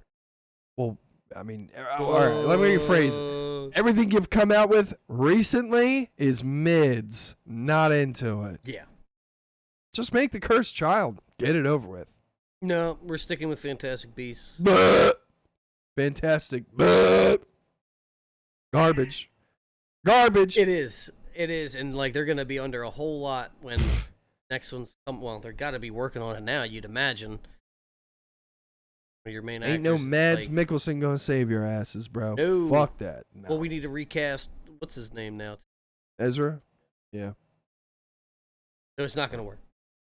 Garbage! Recast Ezra's character as Johnny Depp. That would be fun. That'd be Just fun. get super mad. Johnny Depp was at the VMAs. Bill Did was at the VMAs. Did you hear what happened to Bill at the VMAs? No. What happened? I don't want to put it. I don't well, want to just put well, it. yeah. Well, no, yeah. Oh my god. Yeah. I mean, Tim told me some stuff, and I was just like, what the fuck? Do you think he was dating Megan Thee Stallion? That would be funny as shit. Comes back with Megan Thee Stallion. Hey, what the fuck? Your wife's no, not gonna be happy about that. yeah, probably not. There's some actual wild shit happening. Wow. Yeah. All right. But We'll talk but about Johnny it all Depp fair. was the astronaut that they had hanging up in the middle of the. watch.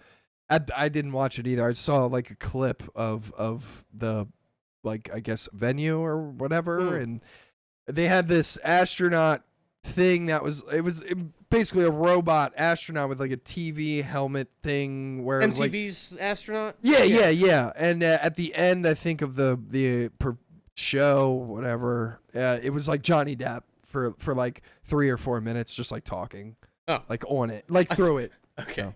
I thought you meant like the whole show. He's in this outfit. No. What? Run over and bark at me. Okay, I'll get up here, and I will sit in your spot. Look, see, I take over the show. My show now. But yeah, dude, I thought you were saying the whole time he's like in the suit, and you don't know somebody's in the suit. And at the end of the show, he comes out. He's like, "Yeah, it's Johnny." No, he's like suspended there for hours. It was like the visor had like his face on it, and he was like, "Hey, everybody, what's up?" and like shit like that. I don't know. It was pretty funny. It was cool. Will, don't smack me. Oh my god. Yeah. Oh wait, you can't. You're not allowed in the building. Oh man, Chris Rock apparently too, just like in the UK on one of his shows, actually was talking about that too with Will Smith, and like Jesus. he's I think he said that like that was the first time that Will took off the mask. Oh, he could not put it back on. Show his true colors Yeah, and exactly. shit. Yeah. Yep. Yeah, I mean, we all kind of figured that, though. Yep. Like, we all kind of expected Will to be a little angry. Rotten Prince of Bel-Air. Oh, yikes. Yeah, I know.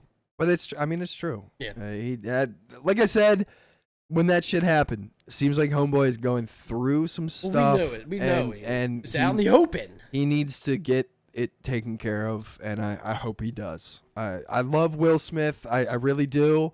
I'm a big fan of Will, but I will say that his actions and stuff were just ridiculous. What? Oh, there's a picture I'll show you after this. Oh, okay.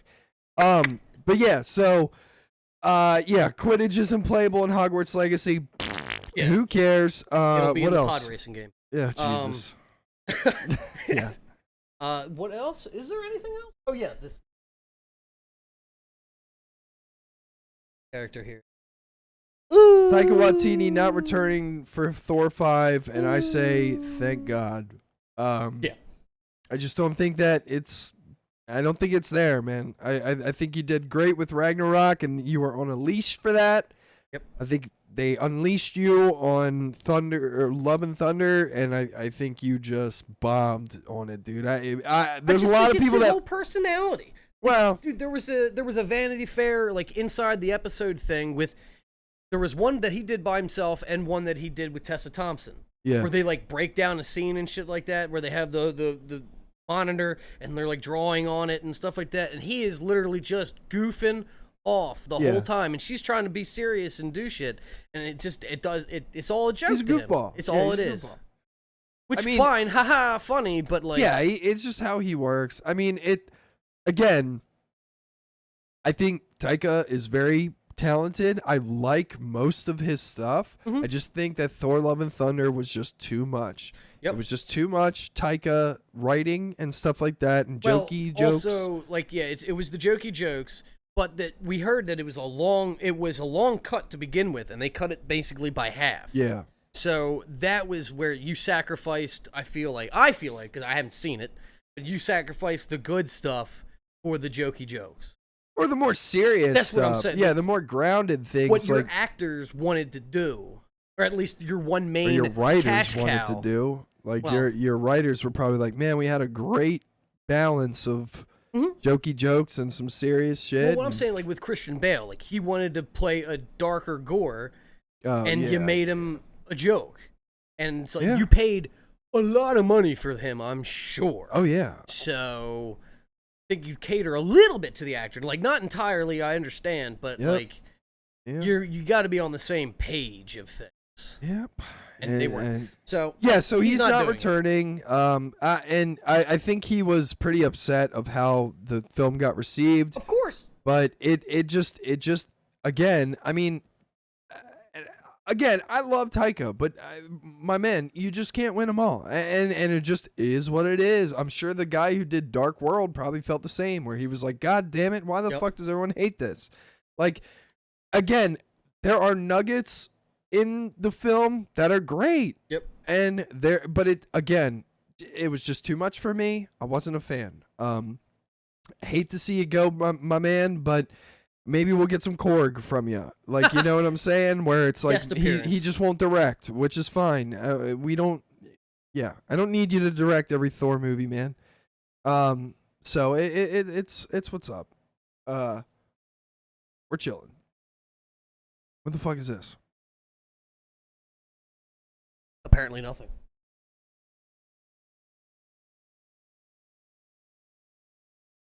There we go. Oh, Jesus.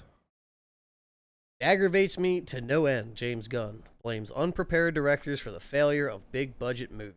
Oh, well, Fans yeah. say it is a subtle dig. Oh, at James Taika Gunn's been Waititi. pretty vocal about some shit recently, about just like not working with certain people and stuff like that. And people are like, why? And he's like, because I like preparation and I Yeah. want you to be on time at set and I want you to be ready. And when it's a clear indication that you don't give a fuck while you're there, you're Gone. fired that Right. day. Like, it Like, just gets is into what it our is. whole work thing. Yeah. Exactly. Right. Yeah. Exactly. Yeah, so it's things like that where people like James Gunn, I respect him for having this, opinion, as well as I respect him for this is on Fandom Wire. Jesus Christ. Yeah. Not the most reliable source, but regardless of the website, it's one of those things where he has been vocal about how he feels about this type of shit. And I think he has every right to, and I'm not saying that Taika wasn't prepared or whatever, but I'm just saying in regards to being on a movie set and stuff, there are a clear tier list of directors that should be handling these films. And I'm not saying that Taika's not one, because he handled Ragnarok very well. I just think that again, you just can't win them all. But see, and it's not. There's this article is saying it's a dig at Taika, but it could be that it's beyond Taika, because you look at Miss Marvel. In my opinion, you look at She-Hulk. You look at all this kind of stuff where it's like, it's unpreparedness. I don't think it, that's why I said that is like, I don't think it's a dig at Taika. I think it's a dig at Marvel. Yeah. Like, I think it's a dig at the people behind the scenes that are getting these shows greenlit with certain people, writers, producers, whatever, what have you. And I think that those people need to really fucking think and check themselves and go, well, maybe everything we write isn't gold. Right. Or just go over it multiple times. Get other people's opinion. Come on, whatever. Right, But there is a poshness and air of not entitled. Well, I guess it's somewhat entitlement. Well, it's because yeah. the Marvel movies are held to a high standard. Right. Well, so on his end, though, so like, let's say he's slated to direct an upcoming movie, but because of the failure, which even though the Love and Thunder made a lot of money, it barely broke even, if at all. Right. That's going to affect the budgets of more movies coming down the line. So then that might kneecap him. Yeah. So it's like, dude, you're screwing me in the future. right now. Yeah, kinda. yeah. Like, Well, even though James Gunn is done after Volume no, 3, but like, I get what you in mean. In principle, Yeah, for it's other doing it. directors to get Exactly. their hands on a big film like that to prove themselves and stuff. or somebody yeah. that's focused on telling a story intelligently. Yeah.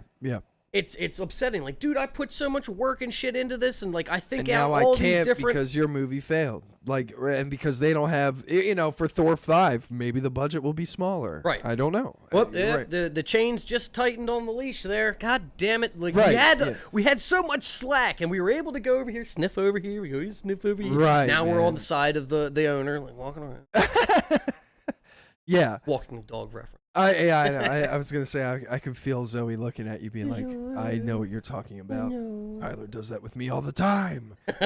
I want to go over here and I can't.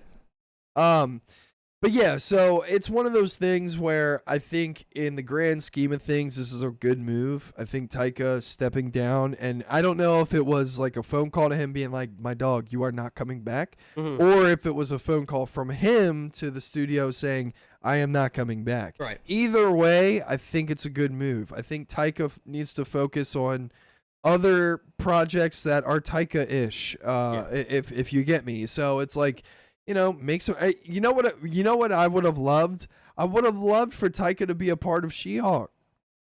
I think that's where. I mean, dude, it's a comedy show. Throw him I feel in like there. he would definitely be able to handle the comedy better. For sure. I'd sure. definitely give him that. So it's like maybe he gets involved with things like that, or I'd love to see him direct another Marvel. Maybe he takes over Guardians or something like that, where you can be For the silly. Eternals. Oh God, please no.